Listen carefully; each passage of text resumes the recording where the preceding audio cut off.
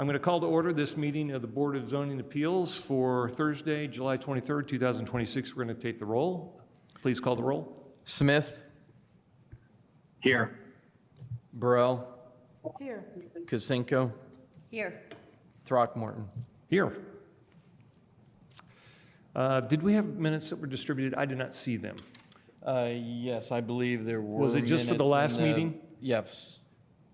All From right. the June 25th meeting. June 25th. Is there a motion to approve the June 25th minutes? Motion to approve June 25th. Second. I have a second. Call the roll. Burrell. Yes. Kucinko. Yes. Smith. Abstain. Throckmorton. Yes. All right. So what we're going to do here is go through the reports, resolutions, and communications and from the staff. Do we have any at this moment? Just one, and it is in regards to the kind of technically the third petition that is on the agenda tonight, or I'm sorry, the fourth petition that is on the agenda. I'm so sorry. Let me rephrase that. We have two cases on the expedited agenda, and then at the beginning of the regular agenda, there is a petition for 716 South High Street. So we have a notice from an adjacent property owner that the sign that is required to be placed on the property was not visible from High Street at least 21 days prior to the hearing date. So in the section of the code, UDO, that talks about defects in public notification requirements.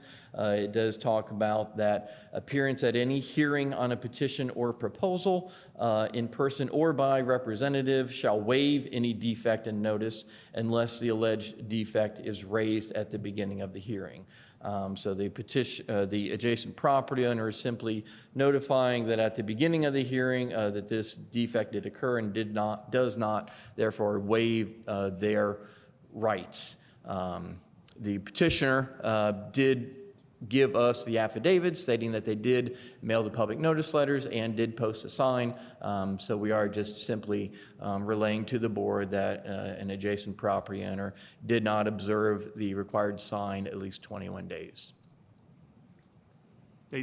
An adjacent property owner didn't happen to observe it 21 days in advance. They did not observe the sign being placed 21 days prior to the hearing. And has that resident, have they requested us to continue this because of that? They have not. It's certainly, I think, and we can ask legal if there's any recourse to that, if the board wants to hear from the adjacent property owner regarding a request for continuance. You certainly can. I think my question really goes around with, because this is unusual to get this. Yeah. Is to just say if the resident feels that they are somehow being denied their rights under our code, meaning that they want to assure they have 3-week notice, what would be the best way for us to proceed? I mean, we could continue to just say, okay, the sign didn't go up, then we move it back. Or if the resident says, well, it wasn't posted 21 days in advance, but I don't feel that my rights were infringed upon. The resident is in the audience, so you're welcome to seek input from them. They're here in the audience? Yes. So what we could do is ask if they would be willing to let us hear the petition, even though that they cited a variance from what they should be doing. They didn't. Yes, post it. they have stated that they observed a lack of the presence of the sign.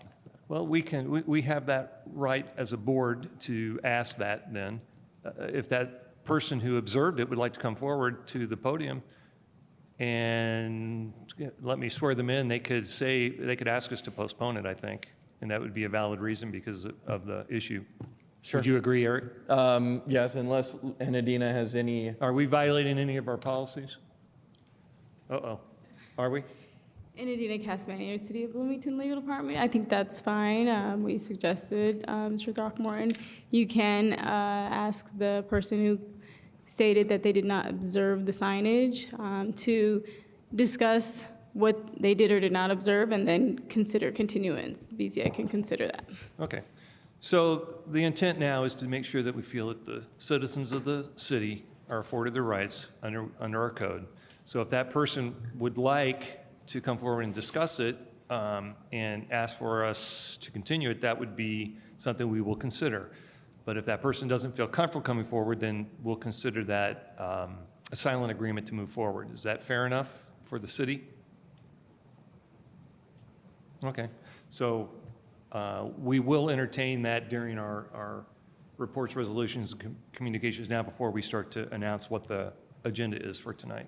Would anyone like to come forward and express a concern? And just state your name. Yeah, my name's Leo Pilichowski. And do you swear to tell the truth, the whole truth, and nothing but the truth? Yes, I do. Okay, so we'll just have a conversation here. All I can say is that I did not get the written notice of this until July 8th. On July 6th, one of my neighbors asked me a question about the variance, and I said, I don't know anything about this. And on that day, I had actually accepted a job for this afternoon and this evening to be out of town. That's one of my plans. I accepted a job to do that. And I went over to the street, looked at the property on the morning of July 7th. There was no sign. And I took a picture. I took 2 pictures, in fact. I came back 2 days later on the 9th, I believe, and took a picture, and the sign was there. So I don't know if the sign was blown away, but there was no sign on the property. And I do look at that property pretty much every day because I own the property just south of it on 720 South High Street. Now, as I told Jamie, I believe she was up here already, I wasn't planning on asking for this hearing to be postponed or do it by mentioning this item. But it does have but the fact that there's no notice here because Jamie said that I had to be here at the hearing, if I wanted to present a change of the conditions. The staff couldn't do that since they sent the packet out already. So the only reason I have brought this up is because I don't want my appearance here to waive me bringing up not affect the variance condition, but affecting it, why I had to leave a job to come here, and that causes me a problem, and it may cause me a more problem. And I don't want to waive being able to bring the fact that this notice was defective and why I accepted a job. So that's all I'm doing. I'm not asking for continuance because I'm already here because Jamie told me that I had to come here if I wanted to present something at the hearing. I apologize for taking so long. No, that's fine. So what I understand is that you have no objection to us hearing that petition then this evening, correct? And it has been entered into the record, the conditions that you found, which was the sign was not observable.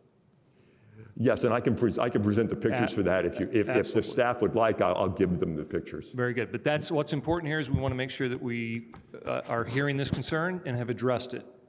I don't object to hearing this item tonight. Well, thank you for that. So with that, we will move forward then. But thank you for taking the time to explain it to us. All right. Now, with that, do we have any other communications? No, nothing from staff. Okay. Well, in that case, then let's go through the list of petitions. We have a few, I believe, to be continued, and those are ZR 2026-070033, and that is pertaining to 530 South Washington Street for an administrative appeal of a notice of violation. That will be continued to August 27th, 2026. Also, we have ZR 2026-050022 and ZR 2026-070035, and that is a request at 412 East Wiley Street for conditional use, and that has deals with a duplex at that facility, at that location. I'm sorry. So those are the two that we have for continuous. Are there any others that I'm overseeing, Eric? Nope, those 2 cases will be continued, and so we obviously have 2 cases for the expedited agenda, and then 3 cases on the regular agenda. And those shall be expedited agenda of 2026-0632, and that's 2101 East Covenanter Drive and 1213 South High for conditional use. We have the other expedited as 2026-0629, and that is 120 South Walnut Street for a variance from the sign standards. Those are going to be our 2 expedited, and then following that, we will have petitions from 2026-0625, which is 716 South High for a variance from the driveway width standards. We will have another, the second full petition is 260627 at 1219 West East Branch Road for a variance from the required sidewalk installation. And then we will finish tonight with ZR 2026-0630, and that's at 3430 West 3rd Street for a variance from sign standards. So with that, am I overlooking again anything else there? Okay, that is the order tonight. Let's go ahead with the expedited agenda. Item number ZR 2026-06-0032, a request at 2101 East Covenanter Drive and 1213 South High Street for conditional use to allow development within the floodway and floodway fringe. May I have a staff report, please?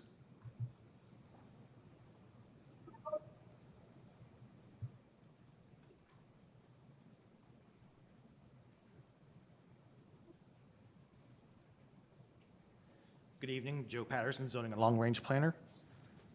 As discussed, this is for 2101 East Covenanter Drive and 1213. Doesn't sound like the mic's on. Is the mic on? Yes, it is. Okay, maybe a little closer. I'm sorry. I'm having trouble. Thank you. Joe Patterson, zoning and long-range planner.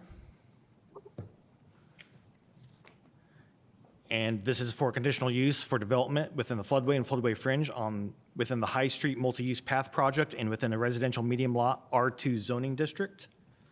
This is in the east central portion of the city, and as you can see, the affected parcels for this conditional use are on the east side of High Street, roughly between the intersection of East Covenanter and South Covenanter.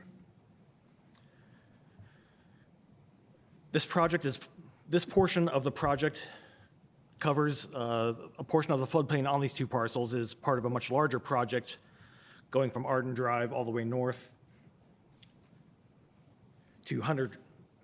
And as you can see,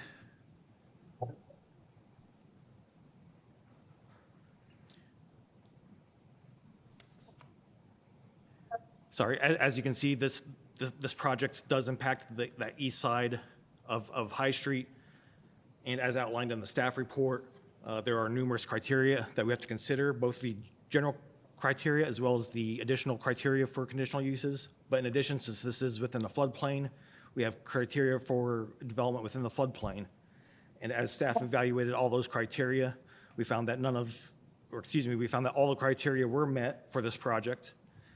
And therefore, we recommend that the Board of Zoning Appeals adopt the proposed findings within the staff report, approve the conditional use with the condition that floodplain development permit and site development permits are approved prior to work commencing. Are we muting Google or Zoom? Just people are talking and it's going to bleed. You were in and out for a little bit. I just want to make sure we're muted. Yeah, sorry. Thank you. I'm not sure where it's coming from. All right. I'm sorry to interrupt you.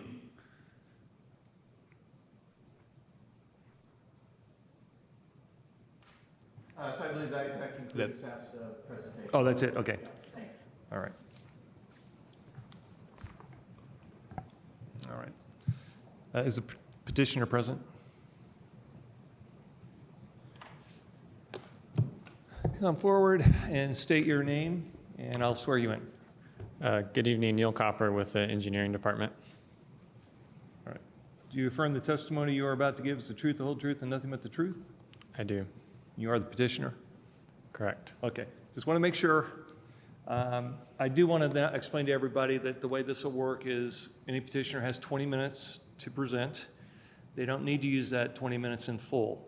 They can withhold some of that after the board does a series of back and forth. You can use that at the end to address anything that comes up without restriction for the remainder of your 20 minutes. Does that make sense? It does. With that, you are free to discuss, and we'll start a timer. Thank you. I'll just real briefly add, so this is a project that is listed in the city's transportation plan, not just in general, but actually specifically as a priority project. And it's been prioritized through the Metropolitan Planning Organization to utilize federal funding. It's also been voted on by City Council as part of a general obligation bond ordinance for the local match to support the federal funding that the project received. The project does a lot of really great things, multi-use path, traffic signal replacement, stormwater improvement, crosswalk improvements.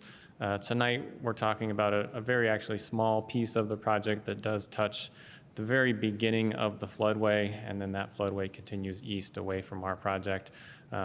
In order to do this work, we require the conditional use approval, as was discussed by Mr. Patterson.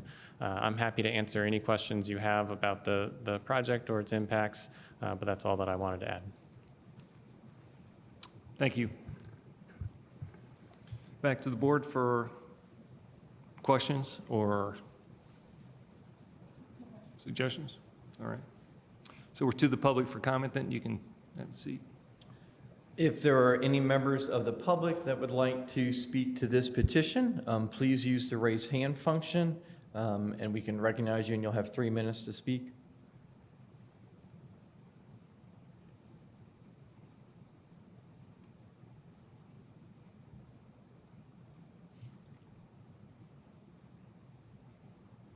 No one? There was one member who was chatting that wanted to speak about this. JJ Long 3, did you want to speak? You need, okay.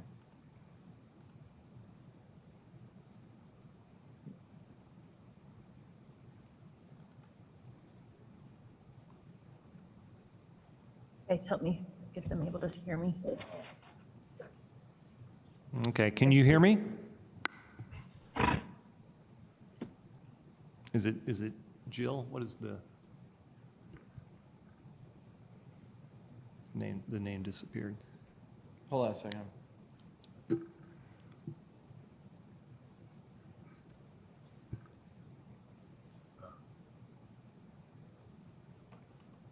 Let me tell them I'm switching to phone audio.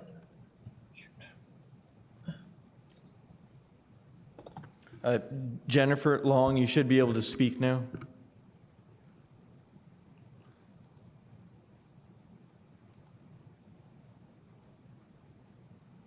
Can you hear me? Yes. Jennifer, will you state your first and last name? Jennifer Long. Do you swear that the testimony you're about to give is the truth, the whole truth, and nothing but the truth?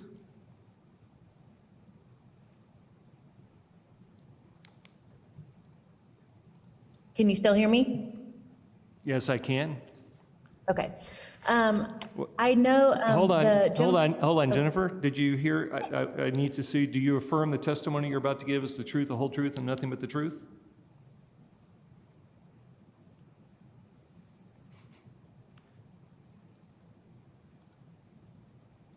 I just need a yes. You can't hear me for some reason. Yeah. Is that a yes? Yes, Okay. yes. Now, you have 5 minutes, please. I'm sorry, Okay. Joe, 3 minutes. Oh, I'm sorry. 3 minutes. We changed. Sorry. Old habits.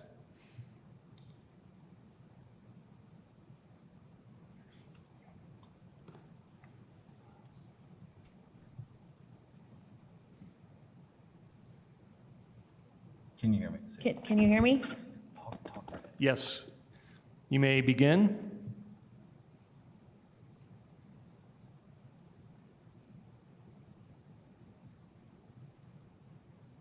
Had been met, and I'm interested to know what all of that criteria is. I own and operate the 2101 East Covenanter property near the High Street project that you're doing.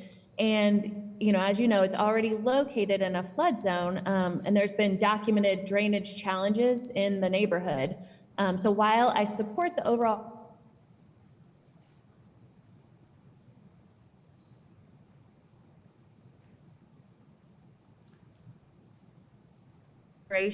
and construction on, you know, flood depths, velocities, and frequency of flooding that affects my property and, you know, other properties as well as my rental bit.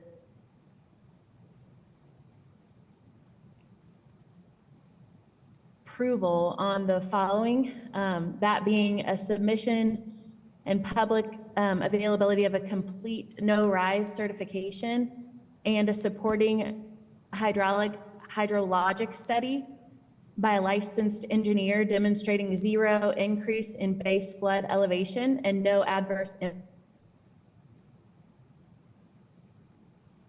full engineering plans, cross sections, drainage calculations, and mitigation measures, including any,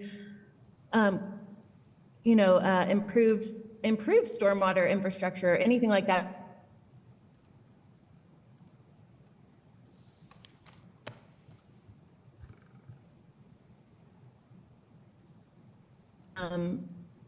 Current flooding drainage issues would be great, and I guess construction best practices, erosion, sediment control, staging, and kind of how all of that is gonna work together.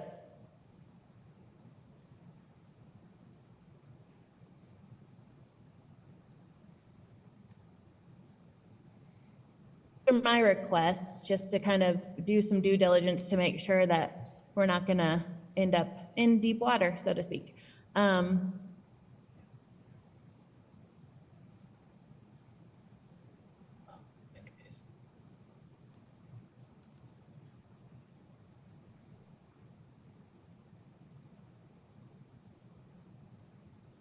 Can you hear me? Well, Jennifer, you are breaking up in and out. We're getting most of what you're saying. Okay. And finally, I wanted, and I can repeat any of that, but I also did want to see, is there any chance while you're doing this construction that it could alter, we're on the fringe of that floodplain. Is there any way it could alter the flood?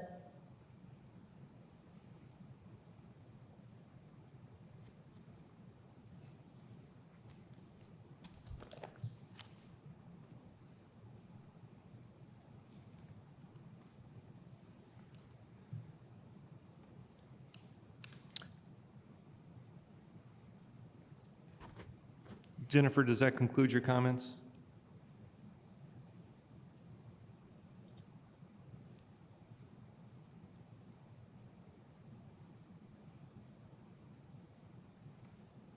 I'm chatting with them. I believe so, though. Okay. Okay.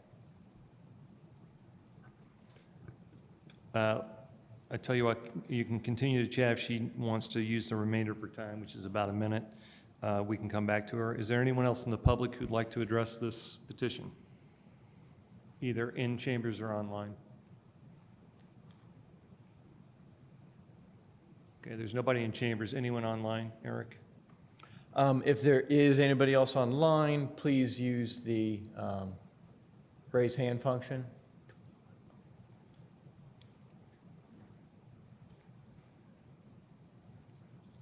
All right. And then the last question would be, did Jennifer feel that she conveyed everything? Or does she want to use the remainder of her public speaking time?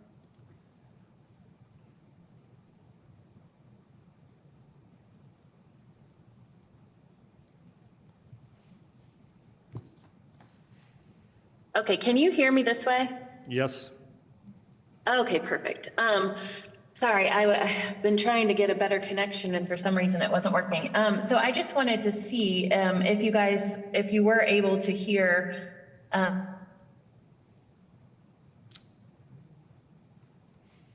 Unfortunately, Jennifer, your signal or your connection keeps dropping out. We're only hearing about half of what you're saying.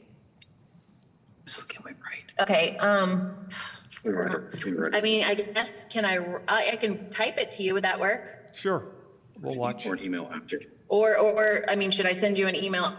If you feel comfortable, if you would send an email now, and we'll give you 2 minutes to get that sent over to, is there an email link there, Eric?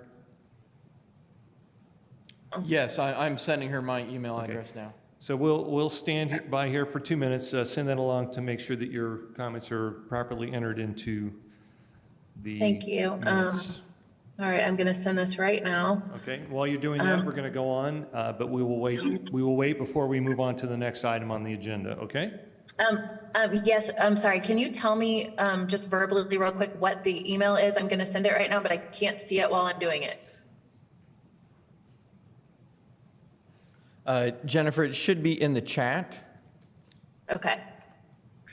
All right, thank you. Okay. So go ahead and mute that then while that's happening, and we'll wait to enter that into the minutes.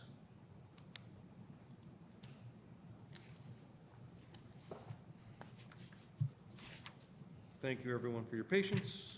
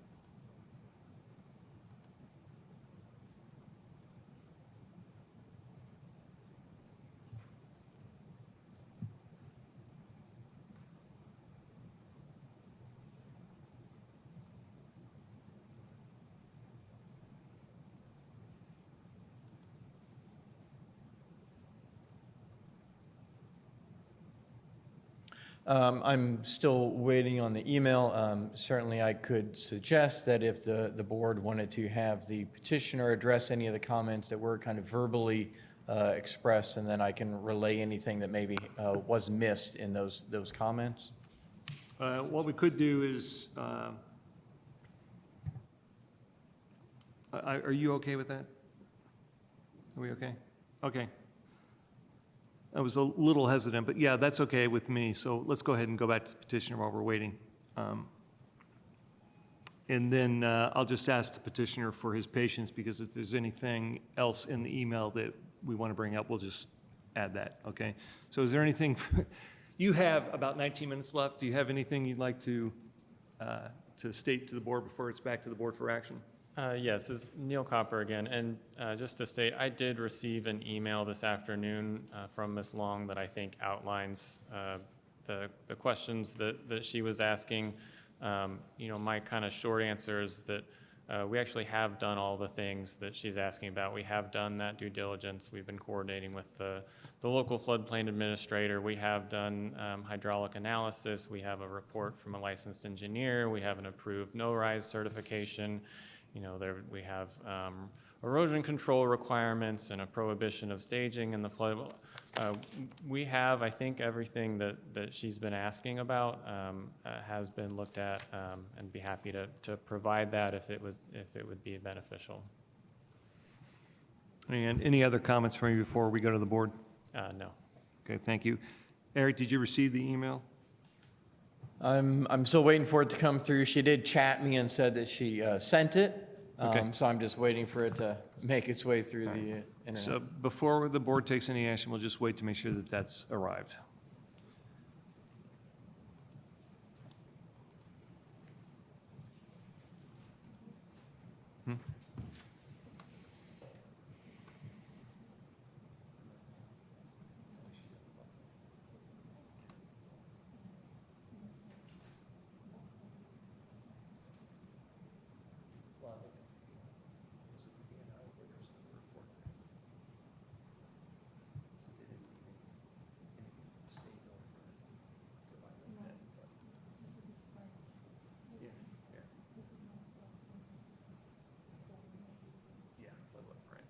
I used to live in one of those, right next to it. So I know those.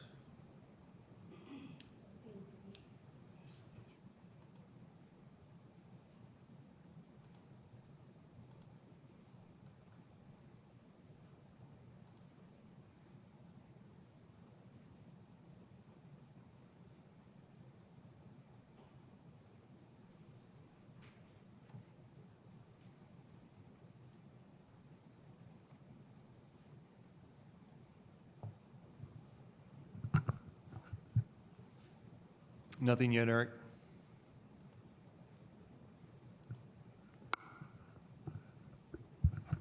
No, nothing yet. She did message in the chat just to ask that flooding, will there be any improvements as this, with this project and not making things worse? Okay. Well, what we'll do here is this, which is public comments are public comments, but they're not part of a debate. And so the public can ask the questions, the petitioner can choose or not choose to answer those in their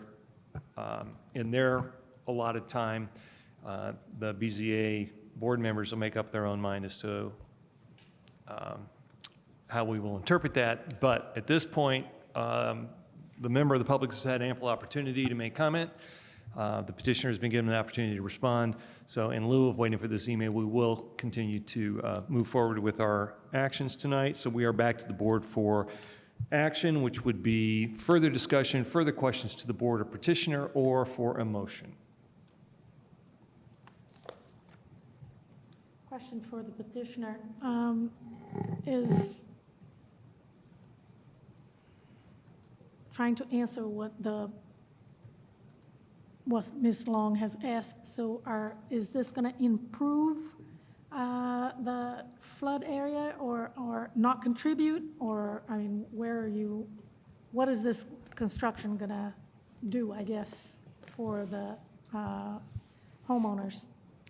Yeah, so along the length of the project, we are constructing many stormwater improvements, putting in new stormwater infrastructure, drains. So one of the things that we heard most about during our public input process was that homes up and down High Street, some of them will flood. There's a lot of water that goes, from the road into their properties.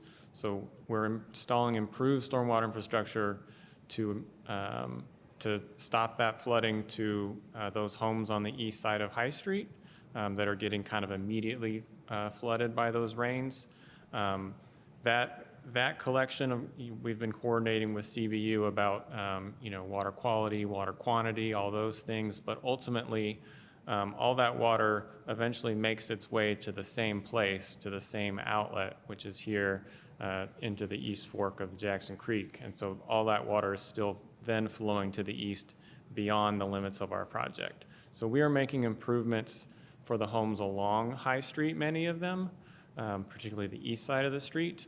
But we do not expect to be improving, making a change that would impact the floodway outside of our project, downstream of the project. So we do have no rise certification. We're not expecting the flood waters to go up after that, but we have not done so much that we would expect to be reducing the size of the floodplain downstream. Does that answer the question? Yes, thank you. Joe, I did receive the email, and I can read it in its entirety. Should be very fast, if that's comfortable for the board. Sure, please. Okay. My name is Jennifer Long, and I own and operate an adjacent Airbnb property near High Street Corridor, 2101 East Covenanter. My property is already located in a flood zone, and there's been documented drainage challenges in our neighborhood. While I support the overall goals of the multi-use path for improved connectivity and active transportation, I am concerned about potential impacts from grading, filling, paving, drainage alteration, and construction on flood depths, velocity, and frequency affecting my property and rental business. I would like to respectfully request that the board condition any approval on the following: submission and public availability of a complete no-rise certification and supporting hydrologic study by a licensed engineer demonstrating zero increase in base flood elevation and no adverse impacts on adjacent properties, fully engineering plans, cross-sections, drainage calculations, and mitigation measures, including any compensatory storage or improved stormwater infrastructure being provided to adjacent owners upon request, specific measures to address and not worsen pre-current flooding drainage issues in the High Street Covenanter area, construction best practices, erosion, sediment control, staging that protect neighboring properties, and post-construction as-built certification confirming no rise occurred. Thank you for considering these requests to protect adjacent property owners while advancing this community project. Okay. And once again, the petitioner is under no obligation to answer those, but you do have a remainder of time, and due to the unusual back and forth on this, would you like to use any of your remainder of time, or are we going to allow the board to continue? I think, again, happy to answer any questions, but I don't. Very good. Any further questions from the board for the petitioner, for the city, or do we have a motion?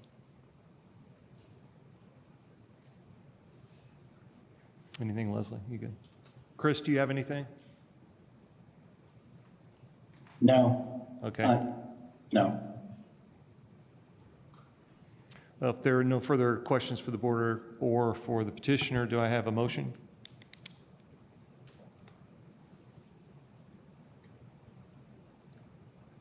I'll motion to approve the proposed findings in the staff report for ZR 2026-06-0032 with the conditions stated in the staff report about the flood development permit and site development permit approvals required prior to work commencing. Do I have a second?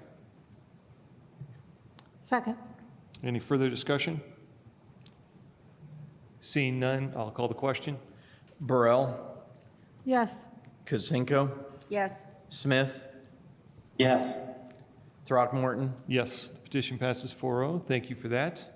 We will move on to ZR 2026-06-29, a request at 120 South Walnut Street for a variance from sign standards to allow for an off-premise sign, to not require a sign beyond the tenant's space for the use of financial institution. Do I have a staff report, please? Yes, just give me 1 second to pull it up on the screen.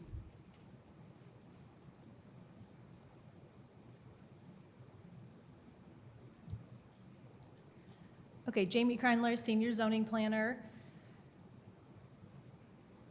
This is a variance request from UDO Section 20.04.100 J2C, which requires that wall signs for tenants within a multi-tenant building must be located on the tenant's lease space.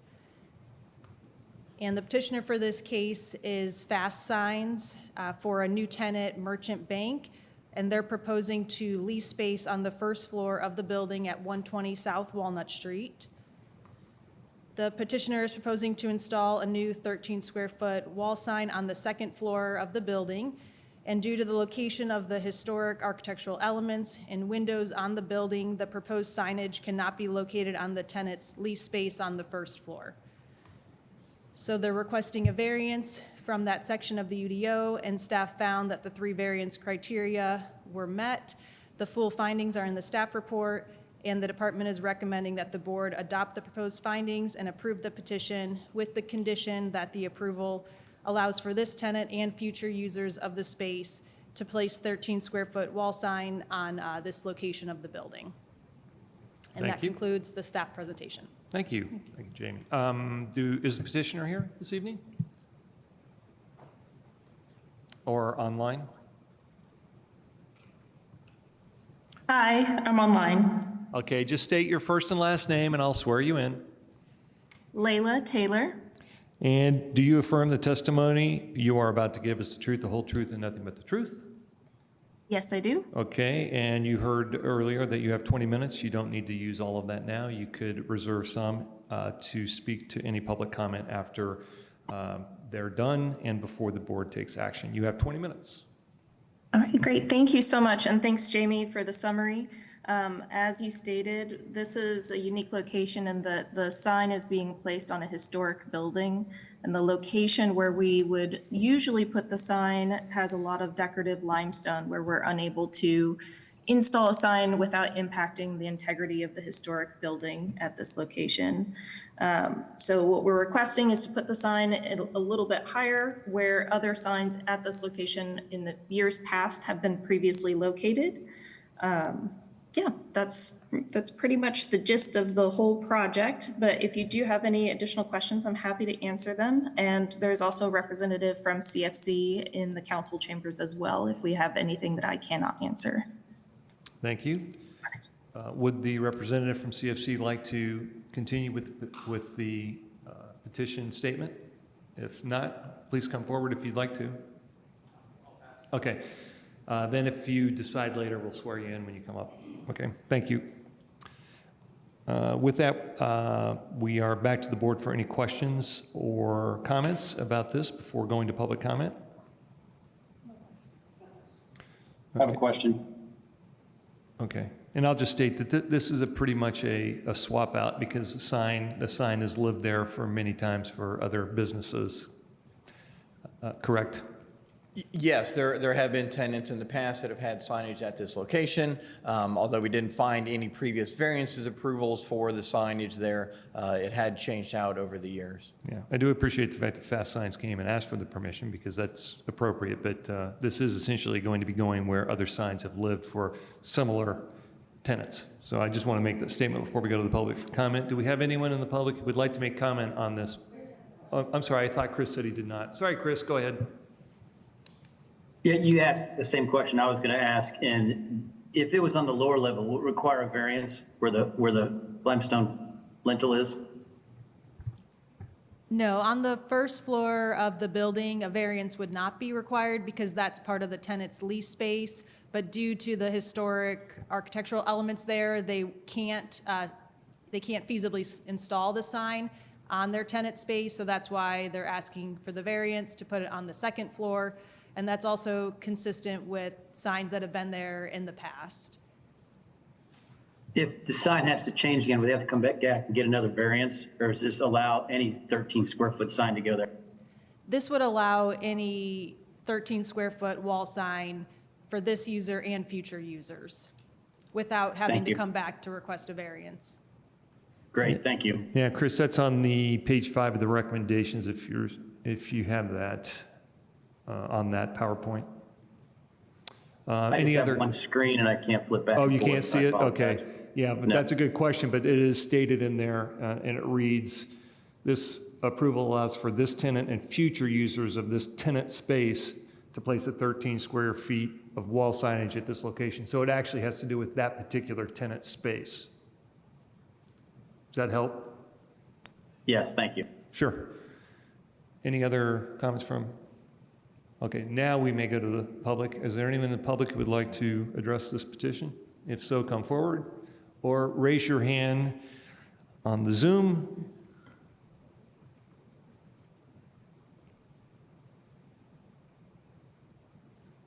I'm not seeing anybody Okay. online.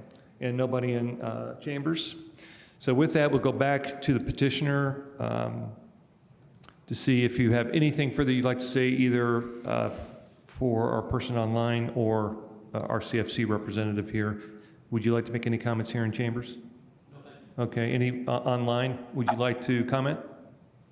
No, thank you. I'm all set. Okay, with that, we're back to the board, seeking a motion or further discussion.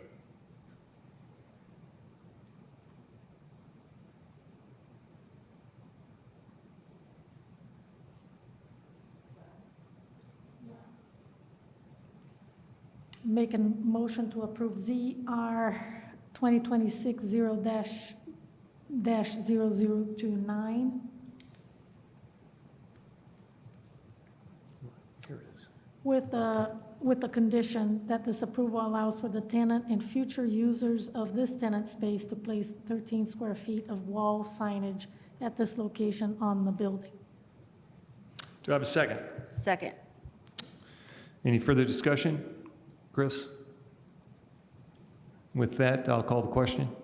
Burrell, Yes? Kutsenko, Yes. Smith, Yes, Throckmorton. Yes.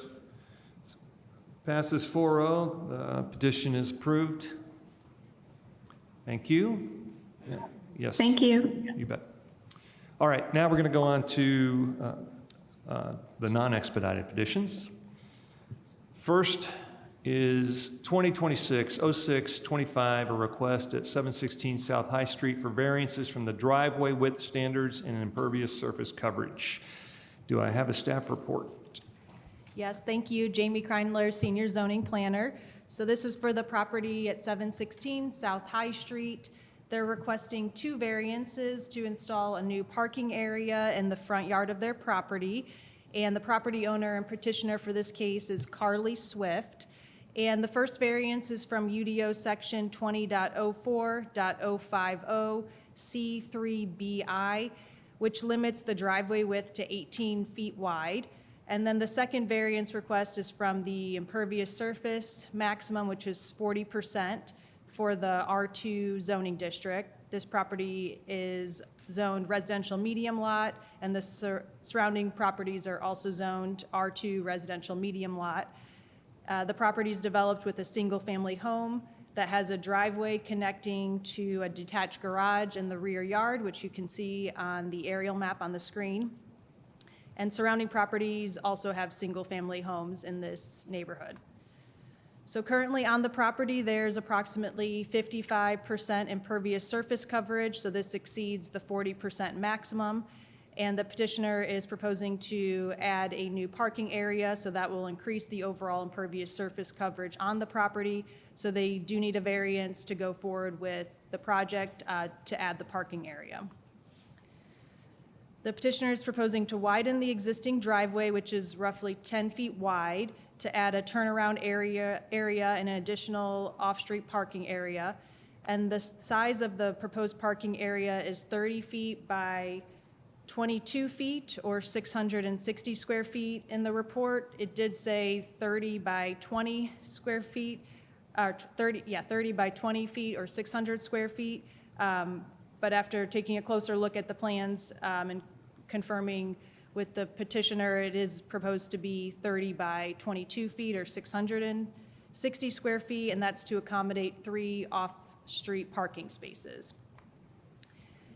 There are other properties in the neighborhood that have turnaround and parking areas in the front of their homes. However, the other turnaround areas are not as large as what's proposed with this project. So the department has proposed a condition of approval to limit the size of the parking area to 20 feet by 20 feet. And we've also included a recommended condition of approval to include landscaping to serve as a visual buffer and limit the overall visual impact of the additional impervious surface and parking area. The purpose of the new parking area is to improve safe access to the property because it is difficult to turn back out onto South High Street. So staff found this will have a positive impact on the surrounding properties in the area. And the unique condition in this case is the narrow driveway configuration. There's insufficient space for vehicles to safely turn around on the property without utilizing the neighboring property or the neighboring driveway to the north. And then for the impervious surface coverage variance, the proposed increase in impervious surface is anticipated to be minimal, and it will help to improve the safe and efficient movement of vehicles on and off the property. The proposed parking area will help to reduce potential conflicts between vehicular and pedestrian traffic in the area, so no adverse impacts to surrounding properties are found. And as I mentioned before, the unique condition is the narrow driveway that prevents the reasonable and safe use of the property. So the new parking and turnaround area is necessary to safely accommodate vehicles on the site. And the variance from the impervious surface maximum will relieve the practical difficulties in this case. The department is recommending that the board adopt the proposed findings and approve the petition with the 2 conditions in the staff report. The first recommended condition is that the overall parking area is limited to 20 feet by 20 feet in size and to accommodate a maximum of 2 parking spaces. And the second condition is that 6 shrubs are planted along the east side of the parking area parallel to High Street to serve as a visual buffer for the area. And I'm happy to answer any questions from the board. Thank you. Is the petitioner in? Step forward and state your first and last name, please. Hi, my name is Carly Swift. And do you affirm the testimony you're about to give us the truth, the whole truth, and nothing but the truth? Yes. Okay, you have, again, up to 20 minutes. You may begin. Okay, thank you. So yes, I bought this property in January of 2025, and we have just noticed the challenges of it being a very narrow driveway. So the driveway currently is about 9 feet, and even though it has space in the back, there's no maneuvering to be able to turn around in our specific driveway. We always have to turn around in the neighboring to the north's driveway. He's been very kind. but it does cause a challenge to drive back out on South High Street. It's extremely busy. There's a school across the street and a church that has a school across cat-a-corner from us. It just makes it just very, very hard to maneuver. Being there, we've noticed other driveways that have had a lot of different changes, whether it's an entire front driveway or, front yard. There's concrete with stone. We've noticed all sorts of things, but after we've submitted this information, I just really feel like it's going to create a safer environment for the entire neighborhood, and as well as a safer ingress and outgress for us as well. There isn't any off-site parking in our specific area on High Street, which also makes it challenging to find any other parking in our area. The home is very beautiful, and we want to tastefully accommodate the neighborhood as well and its character. Once I received the information back from the board of it being 20 by 20, we did do another configuration because we realized that did seem to be quite large. And so the 20 by 20 would be 400 square feet, where I really feel that we could do it as a 26 by 14, which actually would make it less at 364 square feet, by making it beautiful, but also practical and safe for the neighborhood.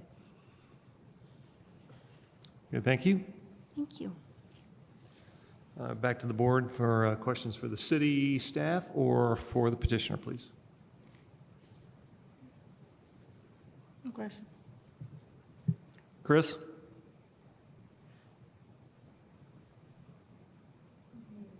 You're muted.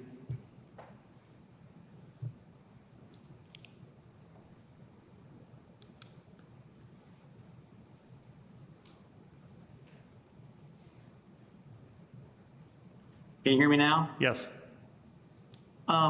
This is specifically for impervious surface restrictions in our code, right, for R2 zone? This is what we're discussing, right? Yeah, there are two variances. So one of them is from the impervious surface coverage, and with the R2 zone, that's limited to 40%. And it's estimated there's about 55% of impervious surface coverage already on the property. So with adding an additional parking area, that would increase the impervious surface, so they would need a variance to go forward with that parking area. But also the second variance is from the driveway width. Width, yeah. The city is considering text amendments for the R2 zone for impervious surface. Do you recall what that discussion's about? Would this meet that new code requirement, just out of curiosity? So with the changes that we're proposing, this petition would not need a variance from impervious surface coverage if it moves forward with staff's recommendations as I sit right now, yes. Okay, just curious. Also, the 6 shrubs, is there a code requirement for that?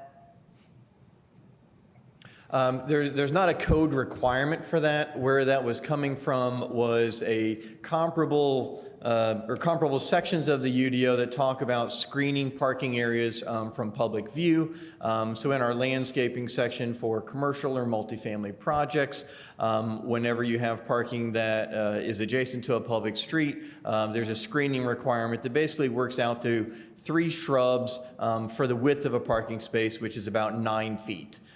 So this particular parking area would be about 20 feet wide. So if you were to take that same ratio of 3 shrubs for every 9 feet or so, that equals about 6 feet. So that covers the width of the parking area. Since this variance is requesting to have a width of a driveway area between a building and a street that wouldn't typically be allowed, screening that from public view would go towards one of the review criteria, which is adverse impacts on adjacent property. Parking in the front is certainly a visual impact. So screening that with landscaping seemed an appropriate recommendation for a condition of approval. Certainly that's up to the board. If they don't feel that that's warranted, they don't have to incorporate that. Okay, will this require a 3-year surety to make sure the shrubs survive? There is not a surety bond or any bonding that would be required with this. Okay, and there's be no follow-up inspections? Not typically, unless somebody complained. Okay, and other places on High Street where the trail is going in, I know there are redesigning lots and allowing parking in the front of those houses and turnarounds. Will those have to be screened? Will those be screened by the city when that work is done? I don't know what those plans look like or the impacts on the adjacent properties to be able to speak to that. Okay. I have a question for staff. And for the size that was 20 by 20, and the petitioner requested a different size, so is it just a maximum of 20 by 20? I believe that your size was under that, correct? Okay. Yeah, so the petitioners, so where the 20 by 20 came from, in essence, was to allow for 2 cars in depth to be in front of the street. But, like we mentioned, or the petitioner's essential version of this request is to allow for a turnaround area. So certainly there is a very lengthy driveway that allows for, a considerable amount of cars here. So to just accomplish the goal of allowing a turnaround area, a space in width and depth for 2 cars was sufficient for that. So that's where we were coming from. If they want to, limit or reduce the depth of it so that it's not 20 feet and it's 16 feet by 20 or something like that, certainly we can work with that. But like I said, our recommendation was just to limit the parking to no more than 2 cars in depth. Okay, so that's the maximum. Well, I mean, that's what we felt would be the minimum relief necessary in order to allow for a turnaround. Okay, that makes sense. Thank you. So does. I just want to make sure. Oh, go ahead, Chris. Sorry. I don't know how to raise my hand here. Go ahead. I just want to make sure. So can we say a maximum 400 square feet? Because I don't want somebody to come out and measure dimensions and say you didn't put it in per the approval. Because right now it's saying 20 by 20. I think that language had to be changed so that it was clear, don't you think, Eric? To say 40 square, what was it, 40 square feet, right? 400. 20 by 20. I'm sorry, 400 square feet, 20 by 20, could be in any configuration, or, because right now it reads that it has to be a 20 by 20. So just to clarify, the original request from the petitioner was roughly to have, for 3 parking spaces, which was about 30 feet by 20 or 22 feet. So 600 to 660 square feet was the original request. Based on their comment this evening, they seem open to having, reducing that to being 14 by 26 feet for 364 square feet total. The staff recommendation was that it's limited to 20 feet by 20 feet or 400 square feet, but the petitioners also said they are open to having 14 by 26 feet. But essentially, to answer Chris's question, we would be able to stipulate that with more specific language in a motion without any problem with the city, Yes. correct? It can just be, it can be 400 or less. 400 square feet or less in any configuration. Yes. Does that answer your question, Chris? Yes, that's. I want to get rid of the dimensioning and make sure we just have a square footage. Well, I mean, so from staff's perspective, like I said, we were trying to limit it to no more than 2 cars in width. So, a 26-foot width would allow for 3 cars. So that's, I mean, just from staff's perspective, certainly the board can proceed with whatever motion they want, but that was our concern was, limiting it to 2 cars in width. So what you're saying is the width is important? Yes, the width is important. A 26-foot wide space would allow for 3 cars.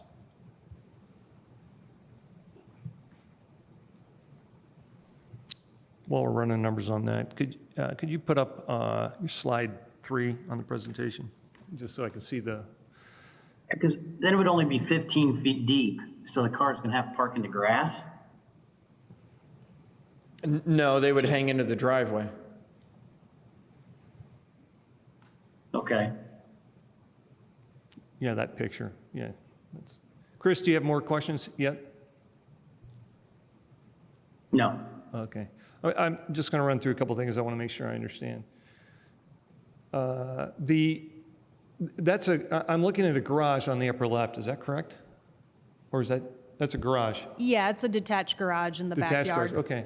The driveway goes there, and then it flares and goes into the garage. All right. I want to understand this because of the High Street issue. Does code require a turnaround or require you to provide room for a turnaround?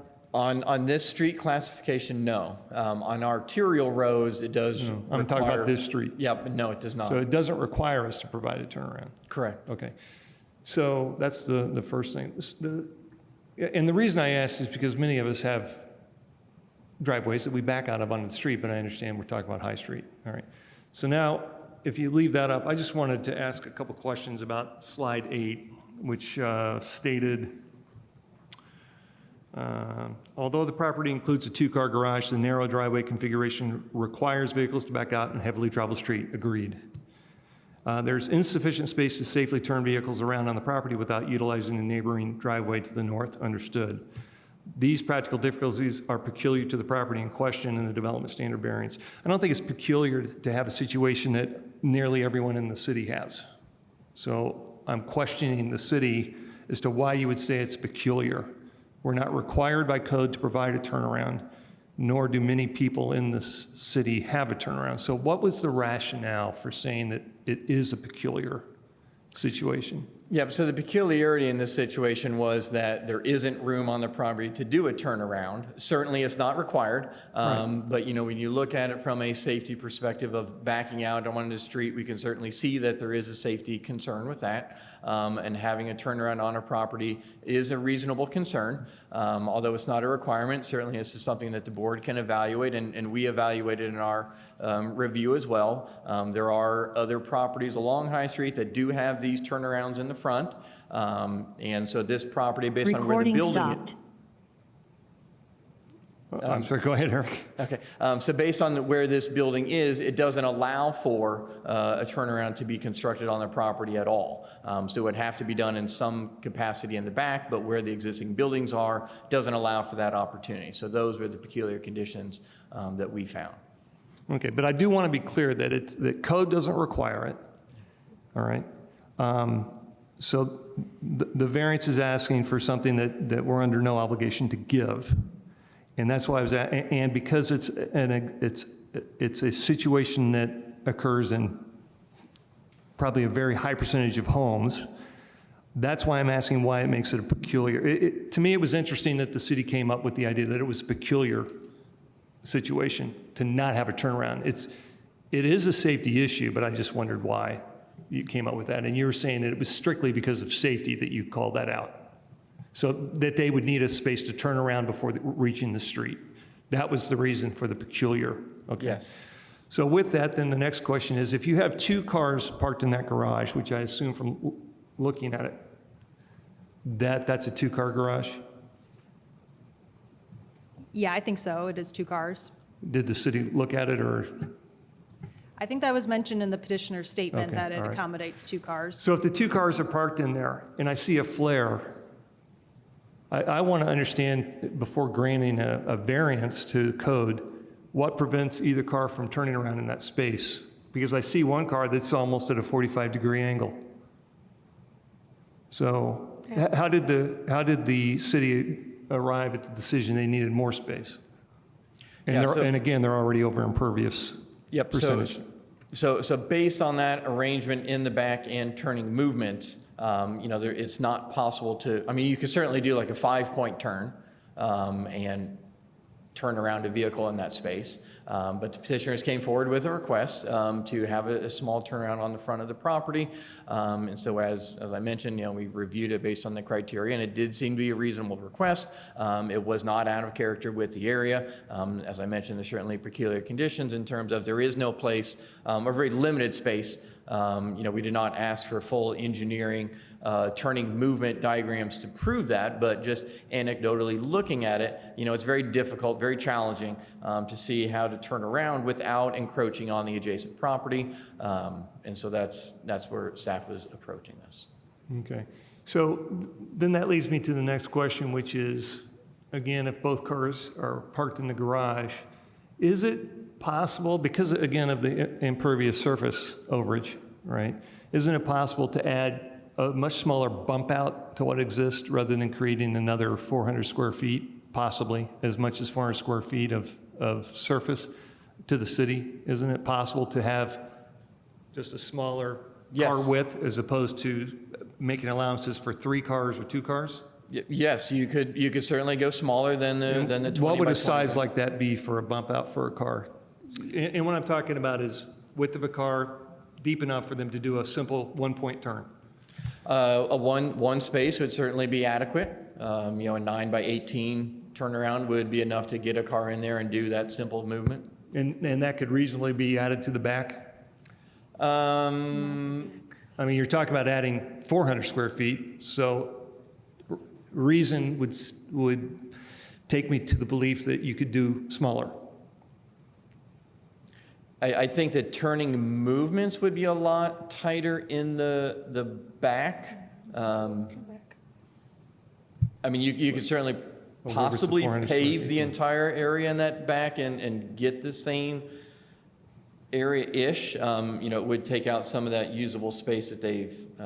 Where was the 400 square feet possibly going to go?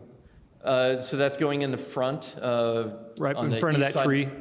I'm sorry? In front of the tree? In the area where that tree is, yes. Yeah.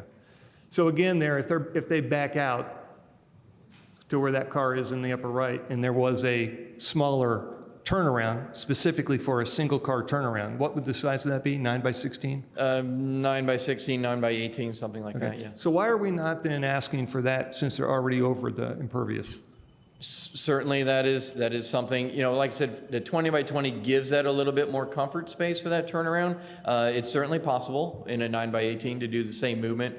Well, I'm just looking for the city rationale for us to grant the variance. Why would we not ask for something smaller? Why would we ask for something not large? That's a large space, and it's going to increase, what was it, concrete or blacktop there?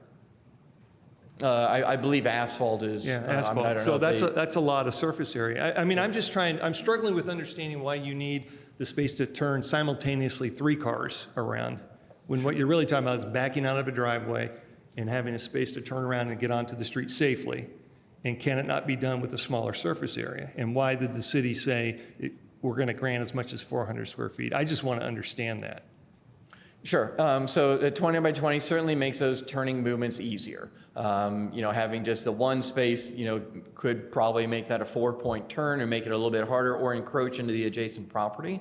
Like I said, we didn't see engineering turning movements for this.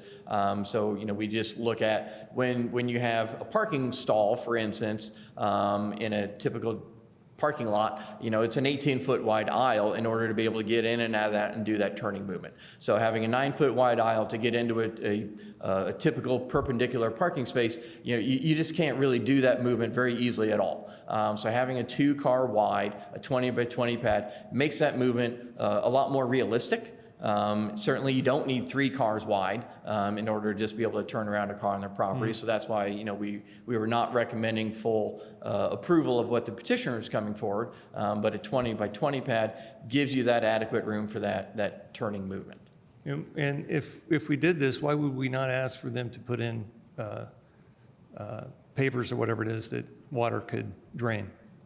Certainly that is absolutely something that the board could require as well. I mean, I'm asking why the city doesn't. I mean, they're already over, so why isn't that part of this that you've presented to us? I think we did not evaluate possible bump out in the back of the property. The petitioner was interested in adding the front parking area in the front of the property, which is consistent with some other properties in the neighborhood. So the city's analysis was that 30 feet by 20 feet was too large for 3 parking spaces. We still were trying to accommodate the petitioner's need to have a safe turnaround area, and it's similar to other properties on that street, but we were recommending that it's reduced just to limit the overall impervious surface. Okay, but what about my question? Which is, why did we not ask for it to be impervious? To be honest, we did not think of that aspect. Okay, but we're looking at other parts of the code, writing up a finding. I'm struggling with trying to understand why the size. How come we don't care about suddenly whether it's impervious or not. So that's, I'm just trying to understand, because this seems to me, I'm sorry, but it seems to me it's not well thought out, this petition, nor the staff report. I mean, I don't agree with this. I don't agree that, it's just, oh, let's just slap some concrete in the front, make it really huge and be done with it, because they're living on a high traffic street. That's why I'm a little confused by it. I mean, I think in the least, I would have expected there to be a requirement for there to be drainage and not put more concrete there, because you said they're at 55%? Yeah, that was the estimate. Yeah. Yep. And it's supposed to be at what? The current limit is 40% for R2. That's what I thought you said. So what would the percentages be if we put a 400 square foot down? How much over would they be? Well, they would still be over. It'd This still be over, petition, but I what think, percentage? I'd say probably 4 percentage points, maybe. I'm sorry? Probably 4 percentage points. 4 additional? Yeah. Okay. All right. I just want to get all this put together in my head, so thank you for that. I have a question. My question is for the petitioner. What is the purpose, other than turning around? Obviously, you're going to have people parking there. Is this for you, your family? I mean, why did you want 3 spaces instead of 2 to begin with? Yes, absolutely. Well, we hadn't considered 2, just based upon other homes along High Street. Several of them have this type of existence. And in speaking with people, it does seem to have a much easier in and out, as well as the narrow driveway that goes to the back. It is 9 feet. And so the configuration, when people have to get in and out of the house, you have to maneuver and move. Again, talking with other neighbors that have the majority have parking in the front, it just makes it easier for mobility and as well as safety leaving the homes on High Street. High Street is extremely busy. Our house is at 716 South High Street, and when you move towards First Street, there's a hill that comes up also that makes it challenging to see who's coming in that direction also. Just the overall parking is challenging. And again, we don't have any off-side parking, except I know at First Street and High, but people don't typically park there. It makes it challenging. So the purpose would be for parking as well, if people are visiting you? Absolutely. There's nowhere else to park in the neighborhood. We have a house 2 doors down that just put in a beautiful concrete parking lot in the front of their home, and it just makes it easier for the mobility for them to get in and out and their parents to come visit them. This tight area makes it nearly impossible. If there was a fence between our 2 driveways, my neighbor and I, there is no way that anybody can maneuver out of there from one car to the next. Okay, thank you. Thank you. Chris, any question?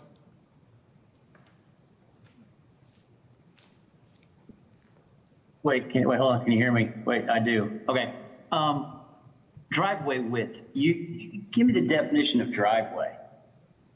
Because we're doing a variance from driveway because we're adding a turnaround to the driveway. Yep, so what the UDO says is that the driveway width within the building setback shall not be wider than 18 feet. And so that's measured as a path that you travel on. So as you go along the driveway here, a turnaround area would then make the width of that, the 9 feet or 10 feet that it is now, plus that additional depth. So it would in essence be close to 30 feet or something like that. So the driveway width would exceed that 18 feet, and so that's why they need that variance. And we're calling this a driveway because we're considering it as a turnaround as opposed to a parking space? Well, I mean, there is no, for a single family, there is no difference. Driveway and parking area are the same thing. Okay. Just trying to understand. Chris, anything else? No.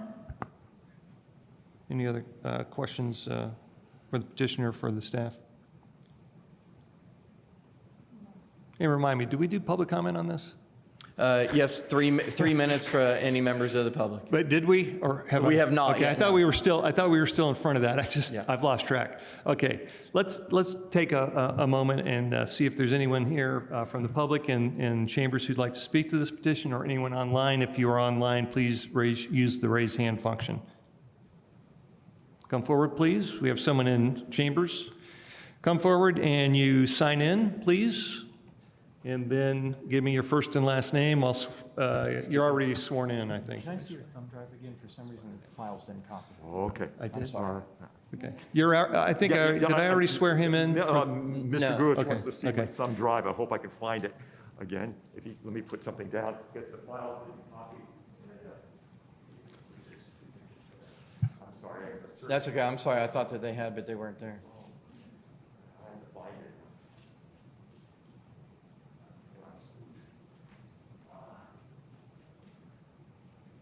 This is not taking my time, I hope. No. I just can't click join.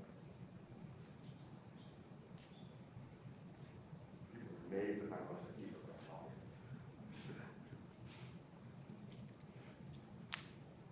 Thank you, sorry about that. Okay.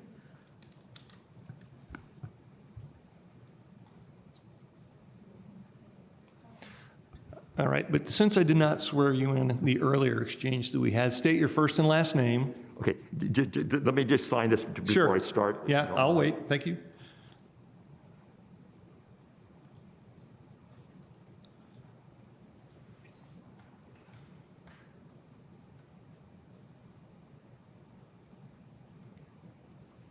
Should put my glasses on, then I can see what I'm writing.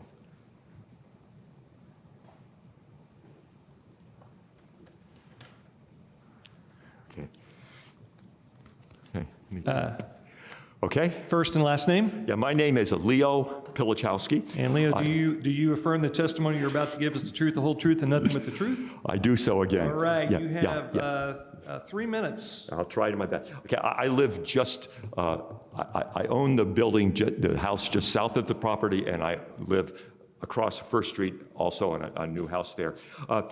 First of all, I'm here tonight because mainly there's a really poor site plan, and I know that non-professionals can do that, but it would have been nice to see the location of the parking and the shrubs that are going to be required. You should know, this is a student rental. The petitioner here, it's her son that lives there with other tenants, not the petitioner. And right now, one of the owners has told me that after the addition of 2 bedrooms this summer, there'll be 5 bedrooms total, okay? And the driveway there is often filled with cars, okay? This variance, I think, would be good in that respect because it will allow less cars everywhere in that driveway and everything like that. So I'm not going to oppose the variance, okay, at all.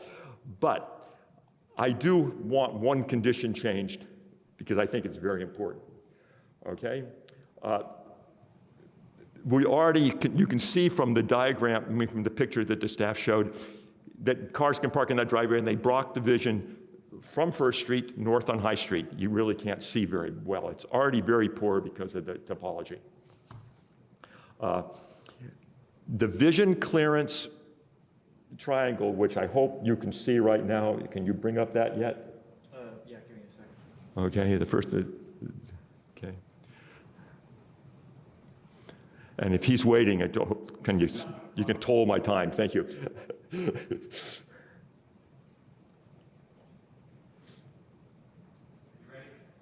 Okay, so that's the second one. That's the second one that's shown. That's the thing. The vision clearance triangle, the one that's the vision clearance line is the one there's 2 lines there, the one below. If you'll see it, the one above, if you'll see the shrub there, if the shrub planted on the property line, which is allowed, it will block that vision clearance by about a half a foot or so. Okay, vision clearance, and that's the minimal clearance. If you take the recommended clearance, that whole thing is completely blocked if the shrub's there. I have suggested a change to the condition, number 2, that the shrubs be planted at least 5 feet inside the property line. That will allow a mature shrub, when it grows, and that line is a mature shrub, and I use the shrubs that they, in the code, UDO, not to block the sight line. That's a very poor sight line, and there already has been accidents there, okay? And so you can see the PDFs.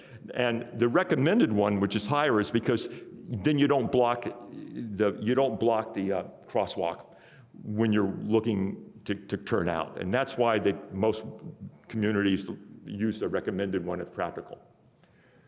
Okay. The staff told me I had to be here to make this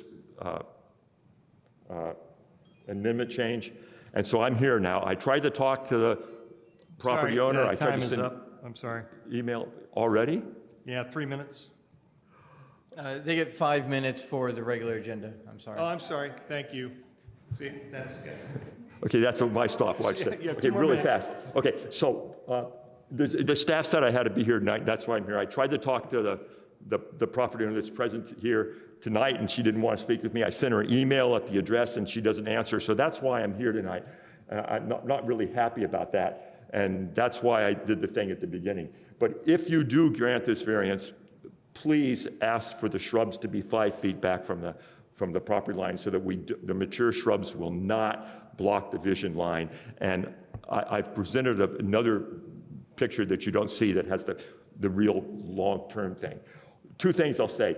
The property here is clay. I built a house on the south. I know about that. It's completely impervious, or I would have made my driveway with impermeable pavers.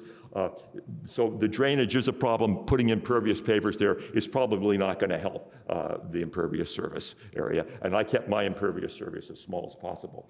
Okay, and Eric told me that the staff could not present my change either, so that's why I'm here tonight. Thank you very much for your time. Thank you. Unless there's questions.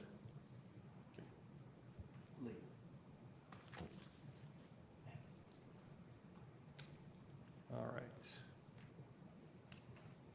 Any other comments from the public online? If there is anybody online, please use the raise hand function, and we can recognize you.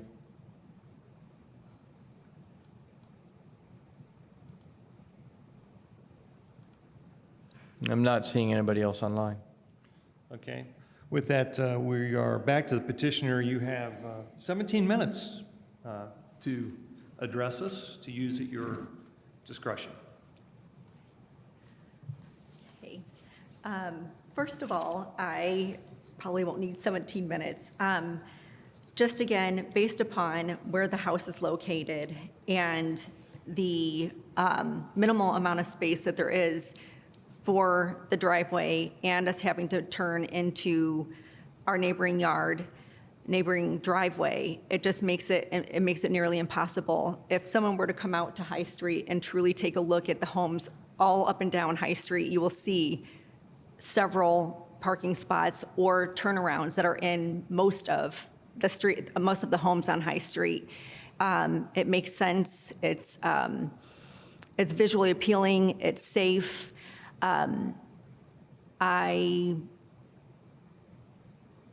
Mr. Polichowski, he does have a house that's next door to mine, but it's been an abandoned house up until he just purchased it 10 years ago, or sorry, it was abandoned for 10 years, I understand. It's uninhabitable.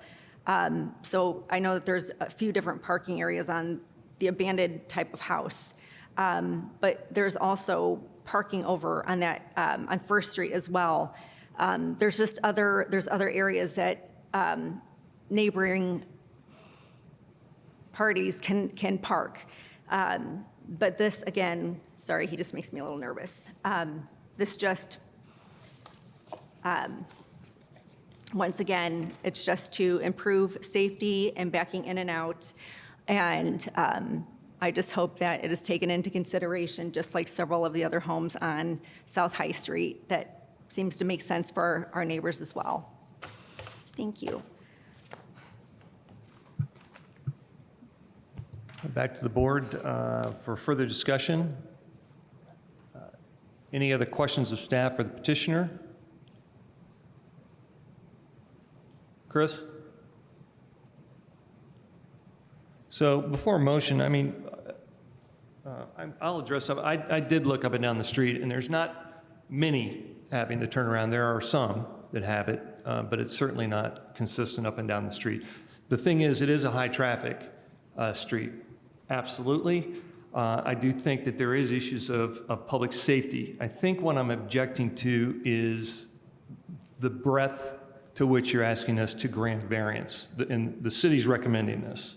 So that's why I was addressing the city. So you're asking us for a very big variance, 400 square feet, and not asking for there to be a permeable surface. I think that's a wrong way to go. I can't support that. I'll vote no if it stands as it is. I do think, however, if there were changes made, which was to restrict the size of the pad in the front that we would allow, and looking at other properties along that road, there are many that have the smaller size. They don't have a large turnaround pad in the front. They have a width of a car, which is what I'm advocating, with permeable addition there instead of extending even more impervious. So that's kind of where I'm at on this board. I just need, I need to express, I just don't think we need to go this far in order to address concerns of public safety. I understand that people want to park there, but if it's a situation where people are coming, there are places that can be parked. They're not as convenient as 15 feet to the front door, but there are places that can be parked. So that's my comment. So if it stands as is, if we get a motion that states to go as recommended by the city, I'll vote no. Any other comments before a motion is made?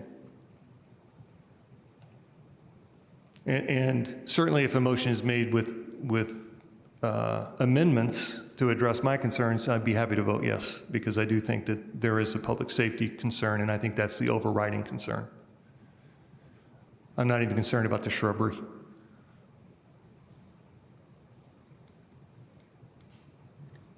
Well, I'll start with the motion just to see what happens. So I will entertain a motion to recommend what the proposed findings were in the staff report with the conditions stated that the parking area is limited in size to 20 by 20 for 2 parking spaces and 6 shrubs are required along the east side of the parking area.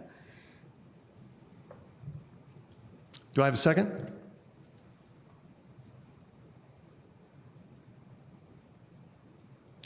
Ask a Seeing none, do I have, process I'm sorry? question. Say it, Chris? Process question, because I'm on Plan Commission, I've never done BZA on this side of the table. She's made a recommendation. In Plan Commission, we do friendly amendments. Do we have the second, and then can we request an amendment to the motion? What's the structure? Normally what we do is if there's no second especially, we just say that there was no second, the motion dies, a new motion can be made. I'm sorry, no second was made, so it dies because it's not a motion. Okay, so if I second this, can we then make an amendment to the motion? We do that in Plan Commission, I'm just curious. No, we don't do it that way. Okay. So that's why before a second's made, we can certainly discuss it, but the easiest way is to not make a second, let the motion not go forward, and then make a new motion. So does anyone like to, would anyone like to second this? The other option, Chris, because you're asking, is we could have a second, we could take a vote, it could be a 2-2 tie, or it could be a 2-2 tie, and then we would go for a new motion. I believe we're allowed, correct? If it's tied? Yeah, Oh. certainly you have to do a new motion if it's tied with only 4 people Yeah. here. Lynn? Lynn Coyne, interim director. I want to address the motion, amended motion, whatever. Well, let me swear you in. Do you affirm that the testimony you're about to give will be the truth, the whole truth, and nothing but the truth, Mr. Coyne? Yes. Thank you. First time that's ever applied to Robert's Rule of Order. If you make a motion, you second the motion's on the table. You can make a motion to amend that motion, but you must then vote on the motion to amend the motion, and then that becomes the new motion. You see what I'm saying? There's a motion, you amend it, the motion becomes as amended, the original motion. Then you vote on that. So And that's how we do it in Plan Commission. That's what I was asking. That's how Robert's Rules of Order would handle that. Yeah. Okay, I just wanted to throw that Yeah, I in. understand. And I think for clarity and ease, we kind of move forward a little That's differently. It's okay, not too. necessarily Robert's Rules of Order, but I get that. So we still, I think, get to the same end, but it's a little more understandable, I think, for the public and for us, frankly. So if there's no second, then the motion isn't going to go forward, and then we would entertain a new motion. So there was no second unless someone is now going to step forward and second it. Chris, or will you second it? Okay. So in that case, the motion isn't seconded, so I will seek a new motion or further discussion. Thank you. I can make a motion. Please. I would move approval of the 2 variances with staff findings excluding the shrubbery and limiting the pad to I believe the 360 square foot the petitioner stated she would be agreeable to.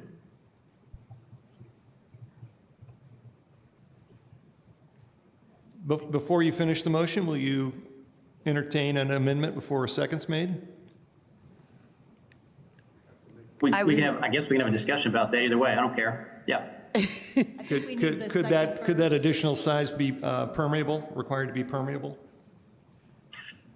The reason I don't agree with that is because as a civil engineer, that doesn't work in our dirt. It just doesn't work. And then they have to be properly maintained because the gravel just silts in and they don't drain. Okay. So, all right. Do I have a second? Question for you before we second, Yeah. Chris.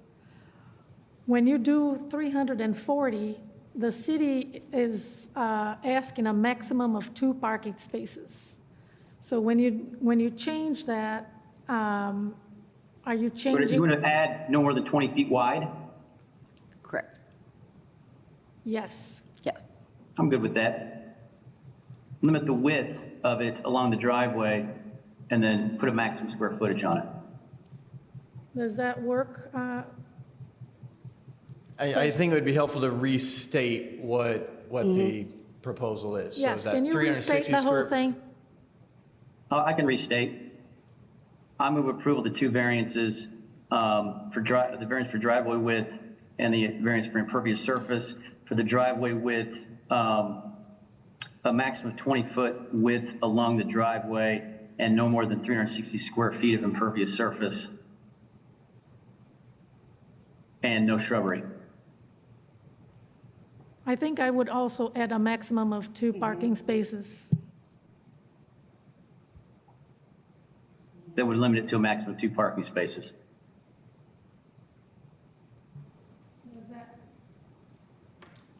So we have if there's no further discussion, we have a motion. Do I have a second? Second. Okay, any further discussion? All right, well, I still think that that's too large. I don't think it needs to be that large. It needs to be big enough for 1 car to turn around, not 2 cars to park. I think that's too much, that we're giving up too much, and so I'll vote no on this when it comes in front of the board for a vote. I mean, I would be receptive to a smaller size, just in case it's a tie or voted down. Any other discussion? No. Chris? Leslie? Okay, I'll call the question. Burrell, Yes. Kusinko, Yes. Smith, Yes. Throckmorton. No. So the petition is approved, 3-1, and it has revised language. Okay, with that, we'll go to the next petition.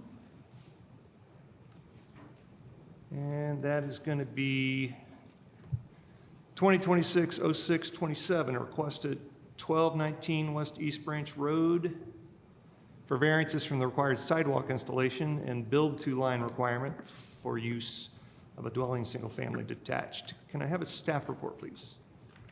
All right, thank you very much. Jamie Kreinler, Senior Zoning Planner. So the petitioner for this case is Value Built Construction, and they're requesting 2 variances for the installation of a new single-family home. And this property is on a corner lot that is currently vacant.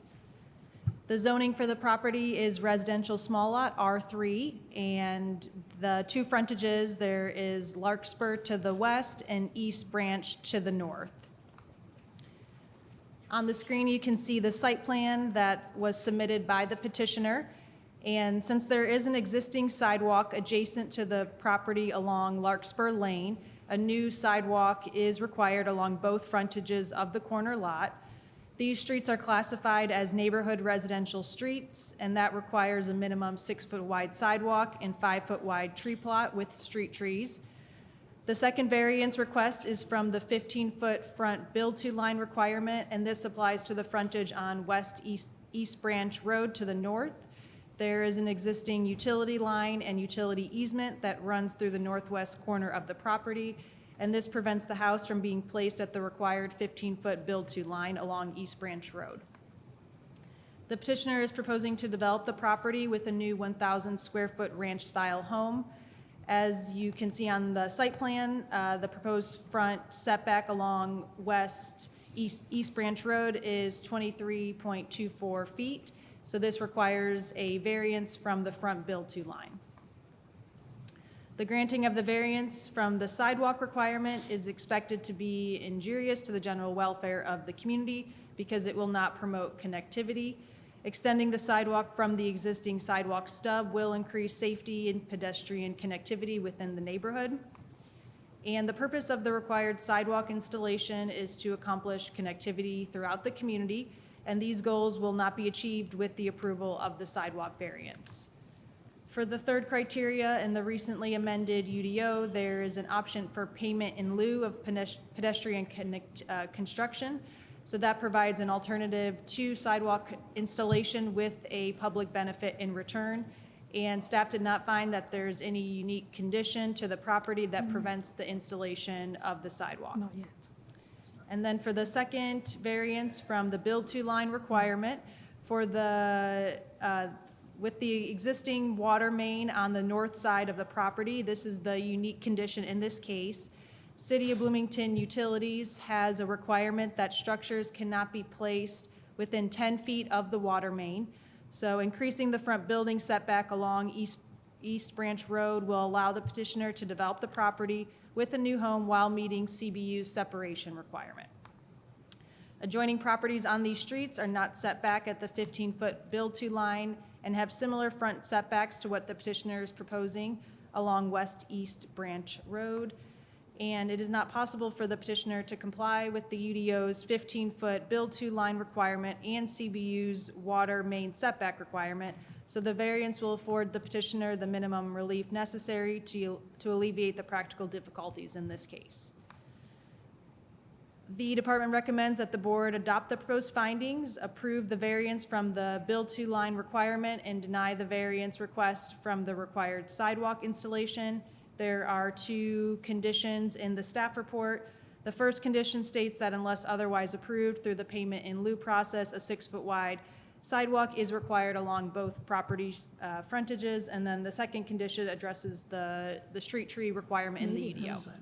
And I'm happy to answer any questions from the board. Yeah, that would connect across the street both ways. Thank you.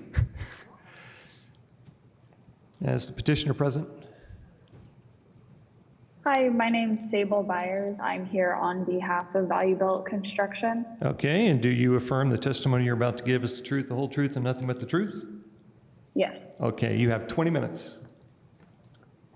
I think the only thing we wanted to add to Jamie's presentation is a concern with the pay in lieu of installing the sidewalk.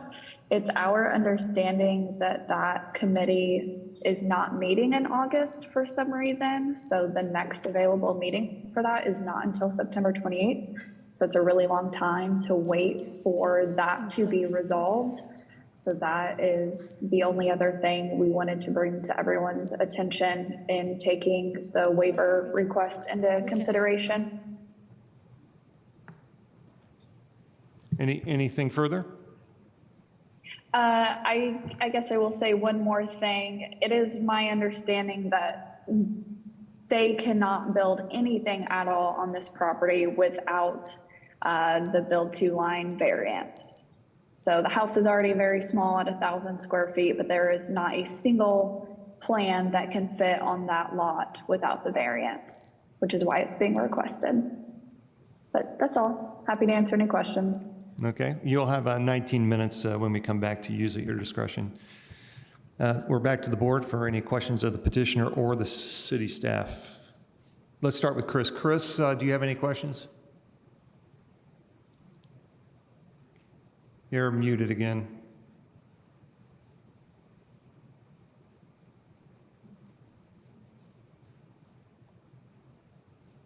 There Sorry, you I go. only have one screen. You go with somebody else first.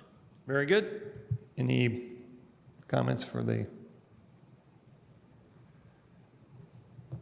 This is just a question for the, just for clarification for the staff. So we do have a payment in lieu process now for sidewalks? Yes, that was approved earlier this year by City Council in May of this year with the department's annual amendments. So explain that though, is that must be requested by, must they petition for it, or is it an at will? They can just say, I'm going to do it. So I guess I want to clarify. So the payment in lieu is just a third option here. The first option, what they're requesting is a variance. So we don't have determinate sidewalk variances anymore. So a variance request for any nature is just based on the 3 criteria. And so as we mentioned in the staff report, we did not find any peculiar conditions about the property that don't allow for a sidewalk to be installed, period. Second, there is a different form of relief if the variance is denied. That is the payment in lieu process that allows for the Transportation Commission to also offer an additional path of relief that does evaluate some of the criteria that were formerly part of the determinate sidewalk variance criteria.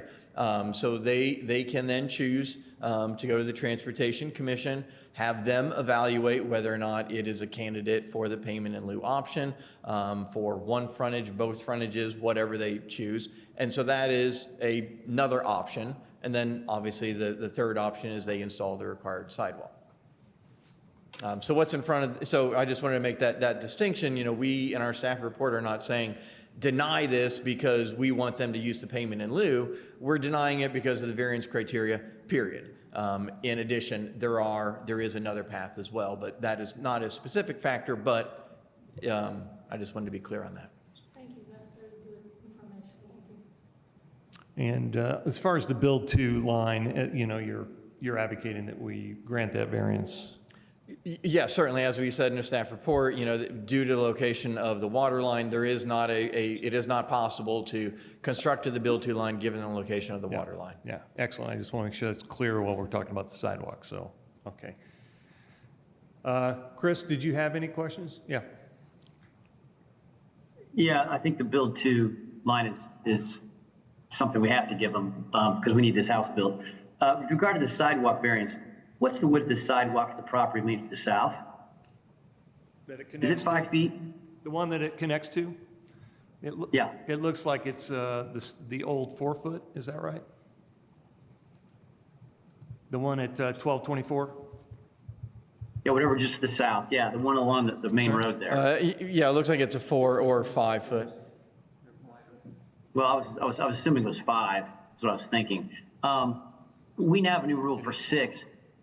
Is there room for the 6-foot sidewalk? Yeah, it looks like there's probably at least 15 feet from the edge of the pavement to the right-of-way line. And they don't have to do 5-foot tree plot, 5-foot sidewalk or anything like that, do they? They can put that sidewalk in line with where the rest of the sidewalks in the neighborhood are? Well, so the transportation plan would require a tree plot and then the sidewalk at the back end. There is a path in the UDO that allows for an adjustment to line up the sidewalk with the existing, but we would have to evaluate that separately. Certainly in a lot of these situations, what we see and would probably prefer is that the sidewalk on this would jog back into the property so that it's over, it looks like a water line that is in that area so that we can have an actual tree plot with street trees in it. You say there's a water line right off the back curb?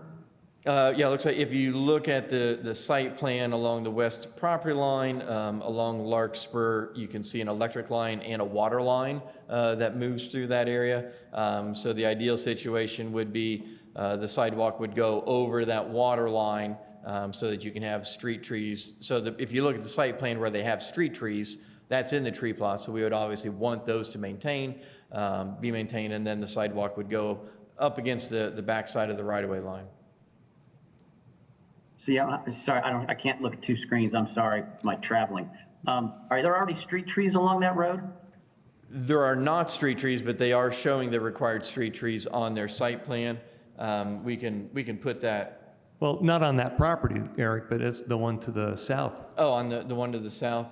There's one on the corner for sure of Green Tree and Lakespur, right? Yes, it looks like there's at least one there. And there may be another one right between the two properties, I think.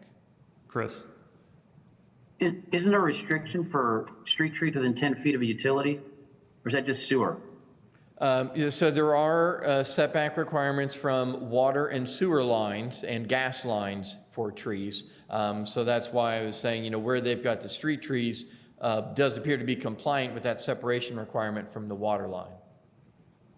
I can put Okay, so if we denied the sidewalk variance, they'd have to put a jog on a 5-foot sidewalk, widen it to 6 feet, 5 or some feet off the back of curb, whatever the rule is today, and wrap their whole site with that. Is that what they'd be required to do? They would be required to install street trees in the tree plot and have a sidewalk, most likely along the backside with some sort of a jog or taper to it.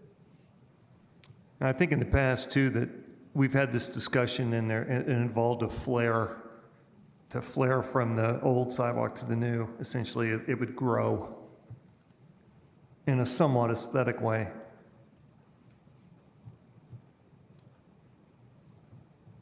Yeah, so we would work with the engineering department on something that met our standards to merge the two. But is that right, Eric? We've done that. I mean, we've had this discussion. Yes. Yeah, okay.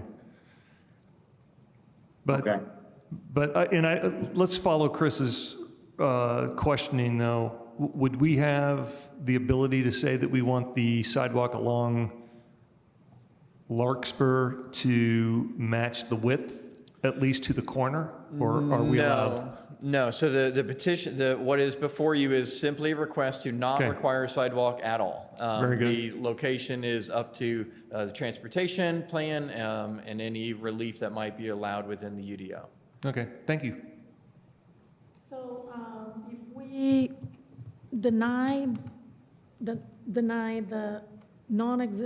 no sidewalks, they will have to put sidewalks, but they will have to sit with the transportation department to figure out where this is going to go and how wide and how it would match with the neighbor and where would the trees go because of all the the water main and everything else.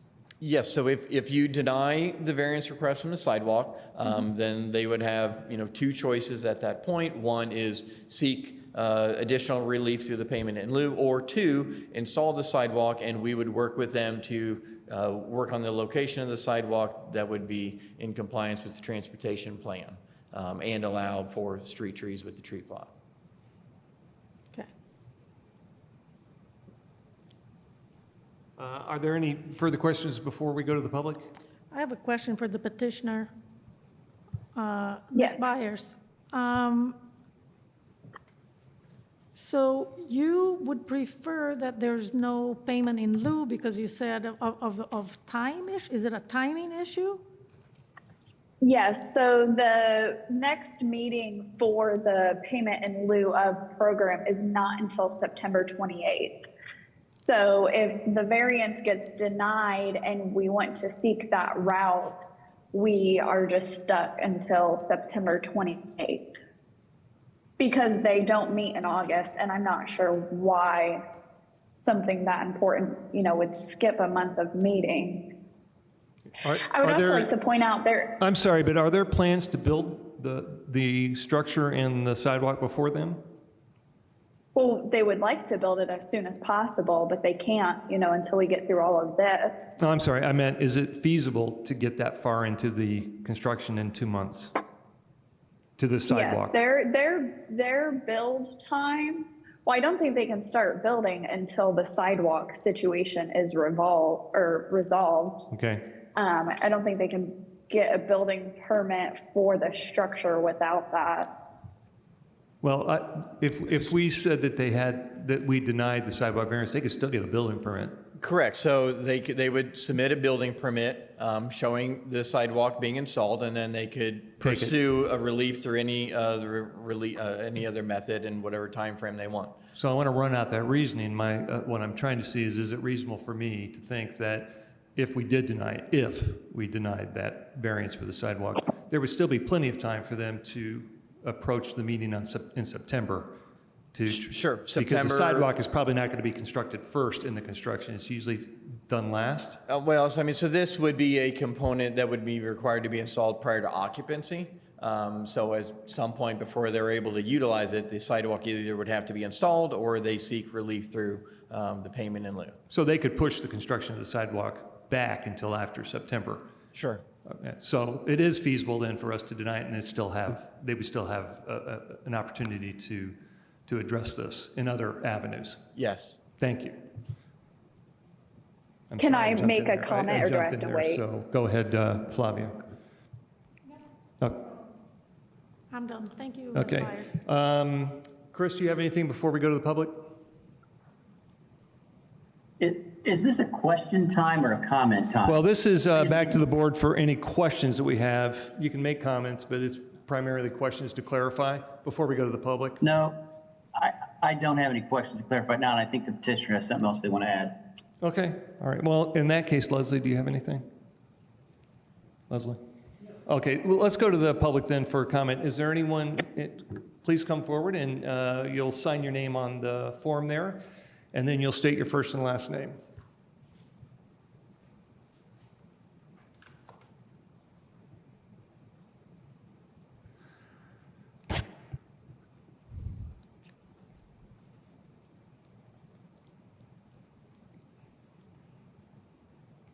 You can do something.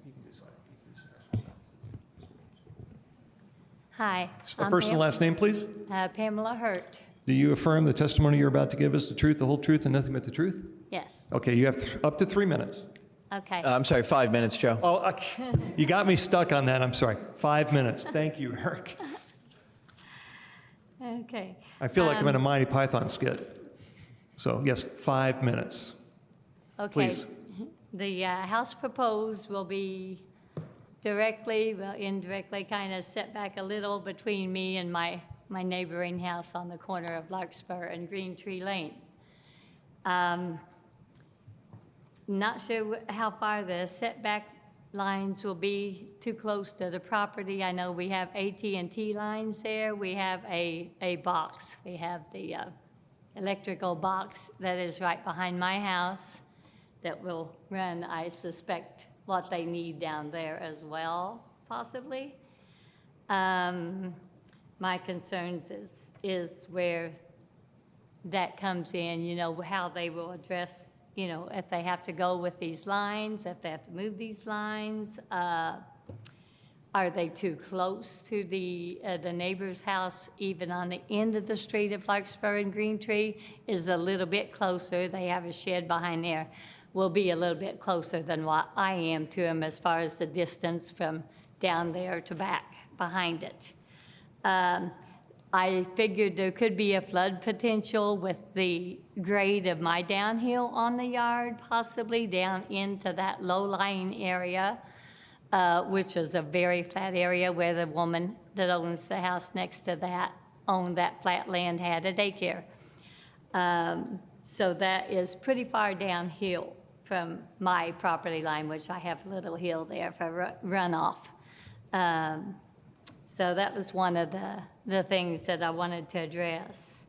And what the intention of the home was. Is it rental or is it a bought-in home for sale for family or renters?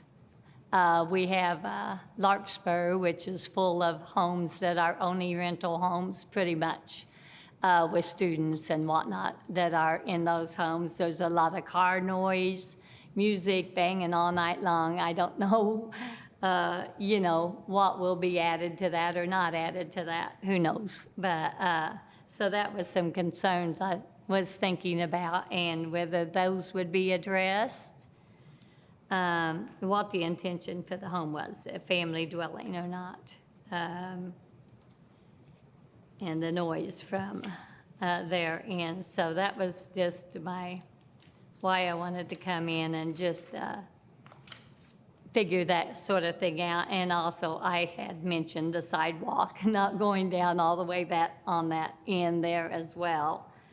And is it already confirmed that they can build on there, on this lot? That's about all I have. Well, thank you. Thank you for your comments. Do we have anyone else in chambers who would like to speak to this petition?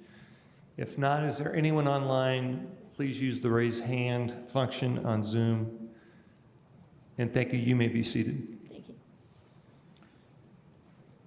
If there is anybody online that would like to speak to this petition, please use the raise hand function. Or send a message via chat, we can recognize you. I'm not seeing anybody. All right. Seeing none, we are back to the petitioner for the remainder of your 19 minutes to use how you would like. Thank you. In response to the lady that just spoke, I think my only response to that is Value Built sells their homes, usually to people intending to occupy it themselves, but what that purchaser does with it, we don't know. The only thing I want to make sure everyone knows is there is not a sidewalk on East Branch Road.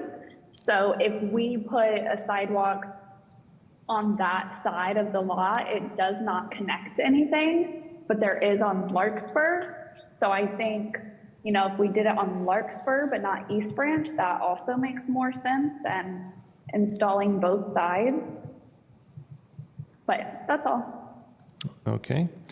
With that, we're back to the board we can have discussion or comment. I'll start with a comment. I'll address that last point, which is along East Branch to the north.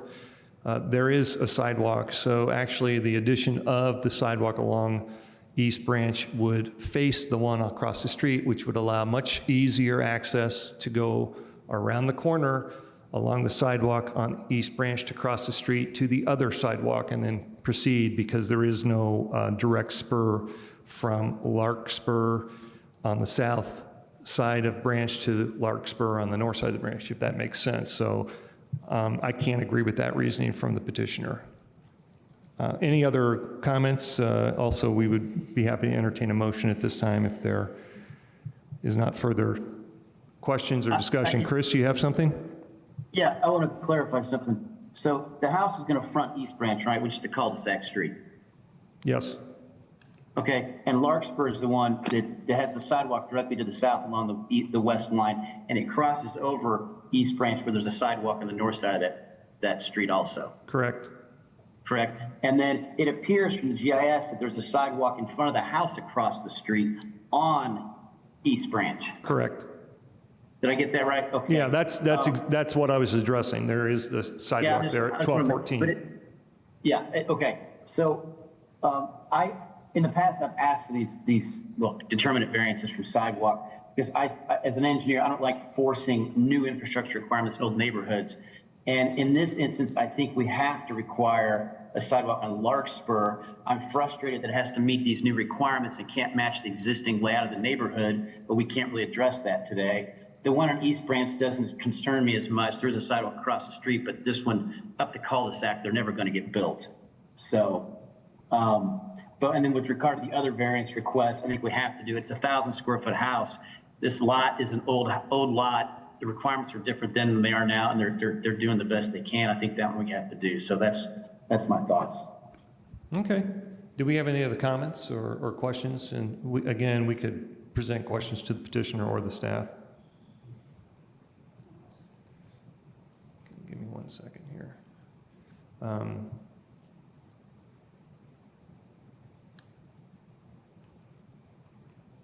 Okay. So if we don't have any further comments or questions for the petitioner or for the staff, or any other comments amongst ourselves in general, I will entertain a motion.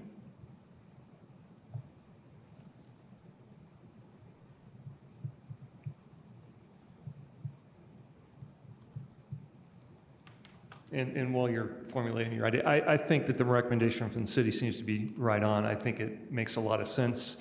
Chris, there could be an argument made not to build that sidewalk along the cul-de-sac. It's just that it's going to face another sidewalk, so it does kind of make a little bit of, so I could go either way on that. I'm with you. And I do think the size of the lot is real tight. However, I think that the city's proposal here is really good and well thought out.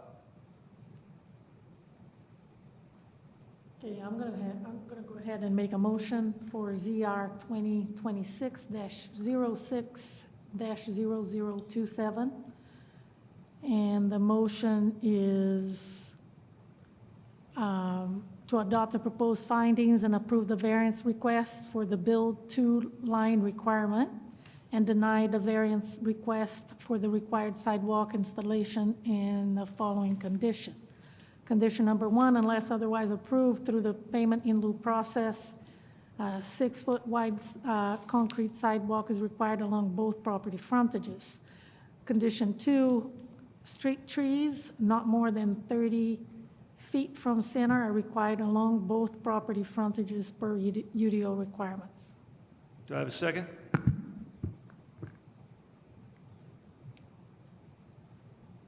Second.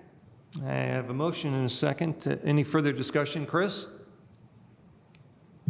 Anyone? I'll call the question. Burrell, Yes? Kutsenko, Yes. Smith, Yes. Throckmorton. Yes.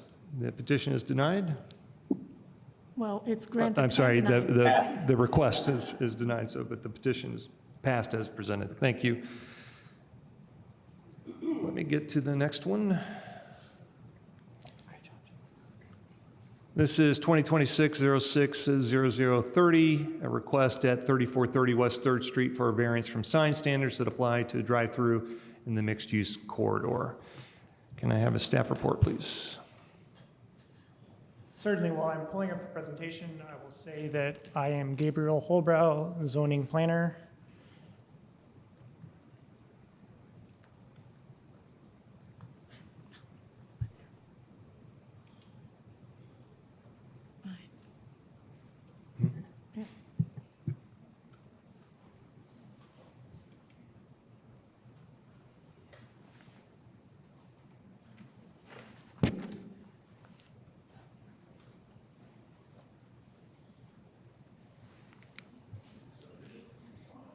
Okay.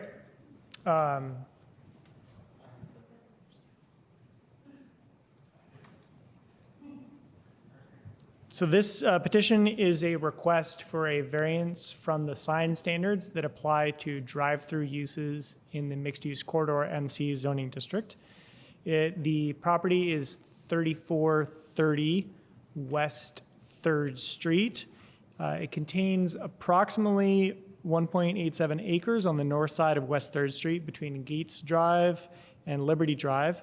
It's been developed as a drive-through vehicle wash use. The current zoning is mixed-use corridor, MC. In the comprehensive plan, it's designated as part of a regional activity center. And the existing use is vehicle wash, which is also the proposed use. It's proposed to be the same. The property, all surrounding properties are also located in the MC zoning district, and they've been developed with a variety of automobile-oriented commercial uses and other commercial uses. So the petitioner has applied for a sign, which is, there's a rendering of it that's in the packet that's up there on the screen.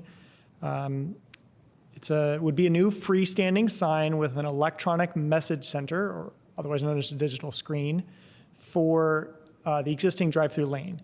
The proposed sign height is 71 inches tall. The sign face area is 20 square feet, and the digital screen covers 100% of the sign face area.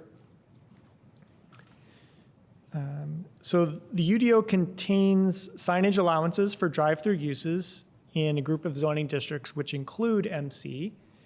And those standards include that the maximum height for a sign under 20.04.100J6C, I'm going to be referring to that as 6C if necessary. The maximum sign height for that type of sign is 5 feet. So, but the proposed sign is 5 feet 11 inches, a little tall.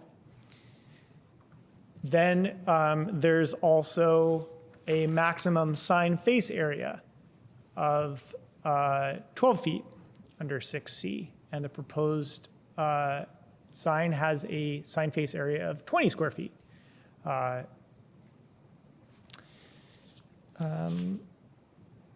So the sign type under 6C is allowed to be 100%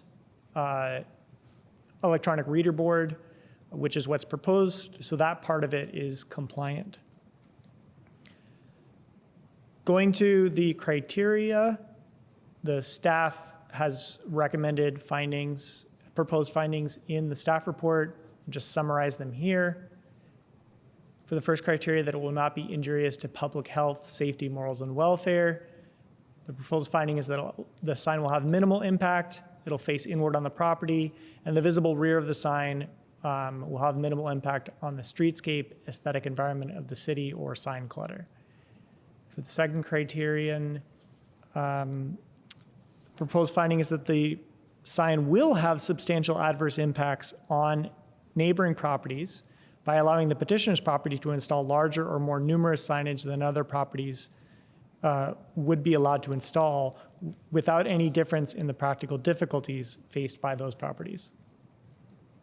And for the third criterion, the proposed finding is that strict application of the UDO will not result in practical difficulties in the use of the property. To the extent that the strict application of the terms of the UDO do not align with the petitioner's goals for the use of the property, this misalignment is not related to any peculiar aspect of the property. The UDO contains allowances for drive-through signs similar to the petitioner's desired sign, including allowances for drive-through signs that are 100% digital screen. The petitioner could revise the proposed sign to comply with the UDO standards for this sign type, which does not result in practical difficulty in the use of the property. I do want to mention some of you who've been on the board for a while may recall two different variance cases for Starbucks locations on the west side for a similar type of sign. The board approved both of those, and those new Starbucks locations do have drive-through signs with 100% digital screen. What's different is at the time there was no provision in the code for this type of sign. There was no 6C. 6C was added in recognition that this is a normal type of sign to have with a drive-through and to get up to speed with where industry standard is. So with this petition is materially different from those because there is an allowed UDO sign type that this sign could fit into. It just doesn't quite match the dimensional characteristics. So the recommendation, the department has considered feasible alternatives, the goals of the petitioner and the goals of the city in reaching the recommendation, which is that the BZA adopt the proposed findings for the petition, and it's cut off at the bottom of the screen, and deny the requested variance. Thank you. All right, thank you. Is the petitioner and chambers are online? Yes, we are online. Okay, state your first and last name. Christina Blackwell. And do you affirm the testimony you're about to give is the truth, the whole truth, and nothing but the truth? I do. All right, you have up to 20 minutes, and you know the rules. You can save some of that and use it before the board takes any action. Okay, thank you so much. Hello all, I apologize we are not there in person. We are based out of Indy, so I had kids this evening and accommodations with sports, so on a little bit later than planned. But my name is Christina Blackwell, and I'm representing Crew Car Wash regarding petition as presented off of 3430 West 3rd Street. We are requesting a development standards variance to allow a drive-through sign that includes an electronic message center larger than what is currently permitted under the ordinance. We understand that staff has the recommended denial of this request, and we would like to address the concern outlined in the staff report. Before discussing the sign itself, I would like to note that Crew Car Wash is committed to complying with the city's regulations governing electronic message centers. Any messages displayed on this sign will remain static for at least what they have asked, 20 seconds, and the sign will not utilize flashing, scrolling, animation, or rapid messages that have like transitions throughout the entire message. Crew does intend to operate the sign in full compliance with all applicable messaging and timing requirements established by the city. We are also willing to go down to the 5-foot height that has been requested. First, the proposed sign is not intended to function as a traditional advertising sign directed toward the public roadway, as mentioned. It is located within the drive-through lane and is designed specifically to communicate with customers who are already on site and actively using the facility. The sign faces inward toward the drive-through operation rather than outward towards West 3rd Street. As recognized in the staff report, this sign is expected to have minimal impact on the surrounding streetscape and adjacent properties. Second, the sign serves as an important operational purpose. It primarily functions as a menu and customer communication tool. For individuals already on the property, the electronic message center allows Crew Car Wash to clearly display wash package information, membership options, available wash selections, customer guidance, and operational instructions throughout the drive-through process. This sign helps ensure customers can easily review and understand their options from their vehicles, which at times are further away than just being right up on it. They have multiple lines throughout, like on a busy day, sunny day, they have multiple lines. So we want them to be able to see it from far away. So that's the size restriction that we're asking for it to be a bit larger. In turn, this will be able to create a safer, more efficient, and more customer experience. Finally, the requested dimensions are not intended to increase advertising visibility. The sign size is a standard design element used consistently throughout the Crew Car Wash locations and has proven effective in ensuring messages remain legible to customers viewing the sign from their vehicles while progressing through the drive-through lane. The additional display area allows information to be communicated clearly, safely, and efficiently without creating additional visual impact on the surrounding areas and businesses. For these reasons, we respectfully request approval of the variance, and we thank you for your consideration. Thank you. You'll have just over 16 minutes to remain to use as you choose before any action is taken by the board. So back to the board for any questions or clarification from staff or petitioner. I have questions for staff. So on slide 6 is the UDO requirement of 5 feet. Slide 7 is 71 inches, so 5 feet 11, which now the petitioner is saying they can go down. What's the width requirement? That's not listed in the sheet. Yeah, let's see if I can pull up the slide again. So there's no direct regulation of the width, but there is a regulation of the sign face area. So one distinction is the height is the full height of the entire structure. Yep. Which could be taller than the actual sign area. But then the sign area there's a limit on how big that is. So what they're proposing is 60 inches wide, so 5 feet wide, by 48 inches tall, so 4 feet tall. Oh, okay. Which is larger than the 12-foot allowed under 6C. Does that make sense? It does. So, Gabriel, I have a question about the staff exhibit number 5. It's that 2016 document that Eric signed. The previous sign permit? Yeah. So let's just talk about that sign that shows up on 5, which is a similar design. Did this sign actually end up on the property already? I believe all the signs that were in that permit are on the property, but let me find which sign you're talking about exactly. Yeah, okay. As you look, it's that page 5 on, what document is this? It's the Planning and Transportation Department Certificate of Zoning Compliance document that has a number of pages in it. It shows the initial request in 2016.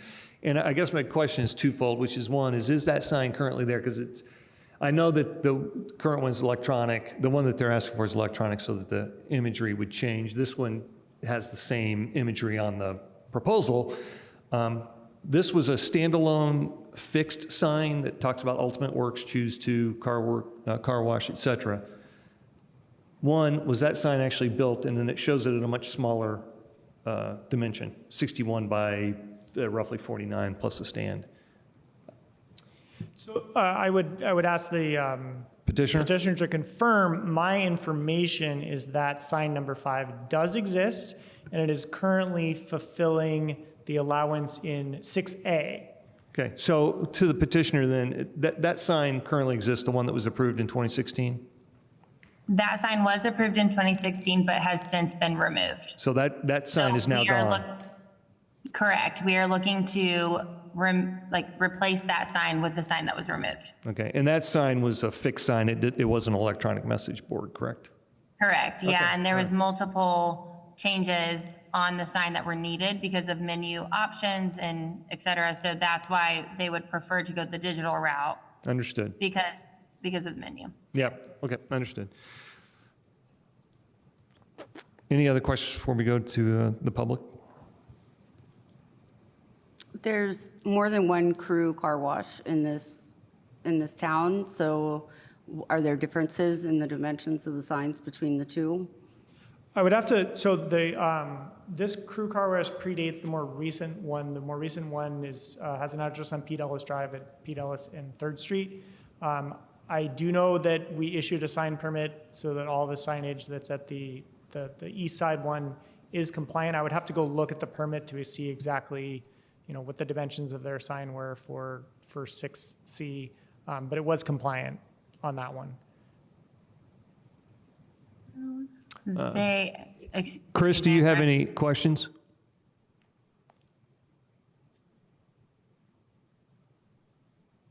Not at this time. All right. With no other questions or comments from the staff, from the board, we're going to go to the public for comment. Before we go back to the petitioner, is there anyone in chambers who'd like to speak to this? I see none. Anyone online? If so, please use the raise hand function to make yourself known.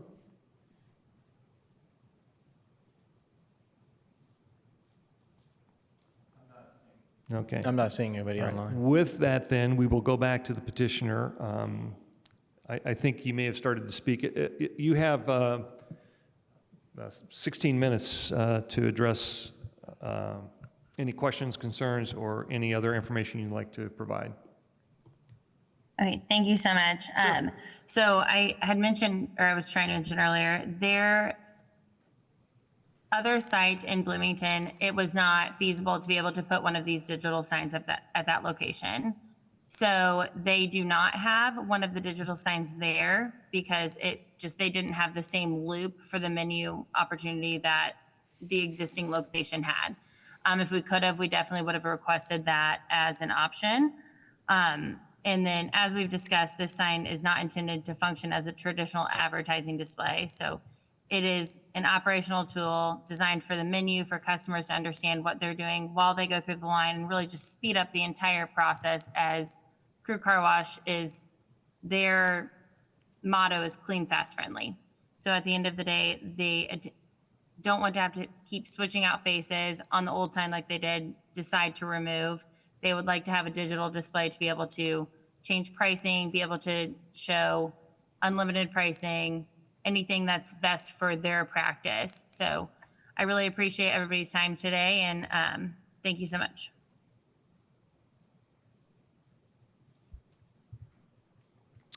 Thank you. It's back to the board for action, either a motion or further discussion. Any questions, comments?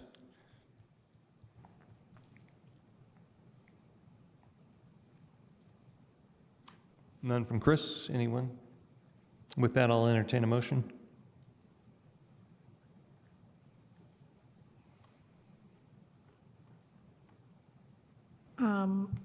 I just have a question. I know we're a little far down the road, but can I ask this question? Yeah. Oh, yes. This is for staff. So I like dimensions, so I'm just trying to figure out what we're talking about. Are we talking about 11 inches, the dip for the height? That they're going over 11 inches for the height? And also the sign face area. The sign face area. So there's no, but we have no width, correct, requirement? Right, yeah, I mean, there is a total sign face area, so they could have it be an inch tall and however many feet wide Okay. they wanted. It'd be a weird sign, but. And I think the petitioner already spoke that they wouldn't mind making 5 feet tall. So if they make it 5 feet tall, can you calculate what is our total area of face? It would be up to their sign design, right? So if they did that by shrinking the sign face area, we could calculate that, but they could also do it by just shrinking the base at the bottom and keeping the sign face area the same. But if the question is, if you also shrunk the sign face area by 11 inches, then that would be 30. If the question is, so if they make a compliant sign that is 5 feet tall and you're allowed 12 square feet, the width would be 2.4 feet. Was that the question, or four. was it a different question? Instead of 4 feet, what they're proposing 4 feet. Yeah, so it would, in order to, if they wanted to keep the 5 feet and stay within the 12 square foot allowance, the maximum width would be 2.4 feet. Thank you. I needed that too. Okay, so they're losing. I mean, also, a obviously, foot. they can change the height. There's any ways that Correct. they can adjust the sign, to fall within those two parameters of the maximum height of 5 feet and the maximum size of 12 square feet. They can adjust anything as long as they don't exceed those two.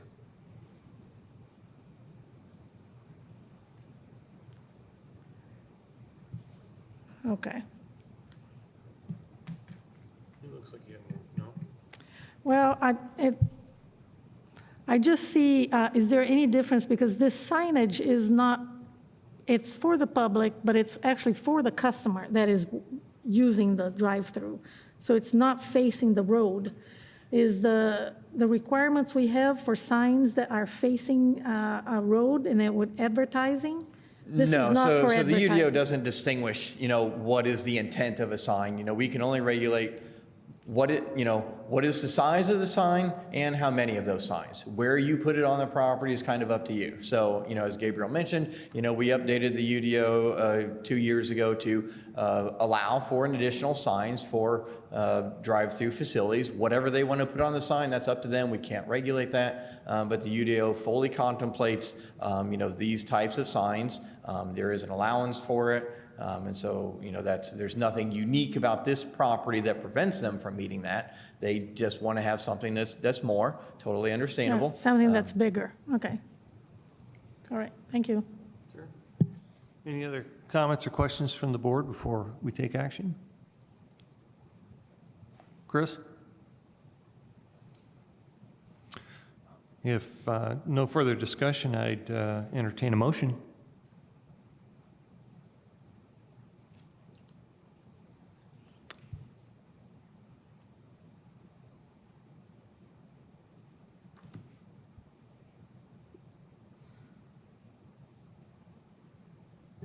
Make a motion for ZR 2026-06-0030. The motion is that the department recommends that the Board of Zoning Appeals adopt the proposed findings for petition and deny the requested variance. Do I have a second? Second. Any further Second. discussion? Okay, You can hear thank me. you, Chris. Any further discussion to the motion? Call the question. Burrell, Yes. Kutsenko, No. Smith, Yes. Throckmorton. Yes. All right, the petitioner's request has been denied. The motion passes 3-1. Do I see any further business in front of the board? No, nothing from Wait a staff. minute, I thought I might have a question for you. Had to do with, yeah, I'll send it to you by email. There were a couple things I was questioning. It was a follow-up to stuff we've done in the past, just to see where things stood. So with that, then I'll let you know that the Board of Zoning Appeals is adjourned.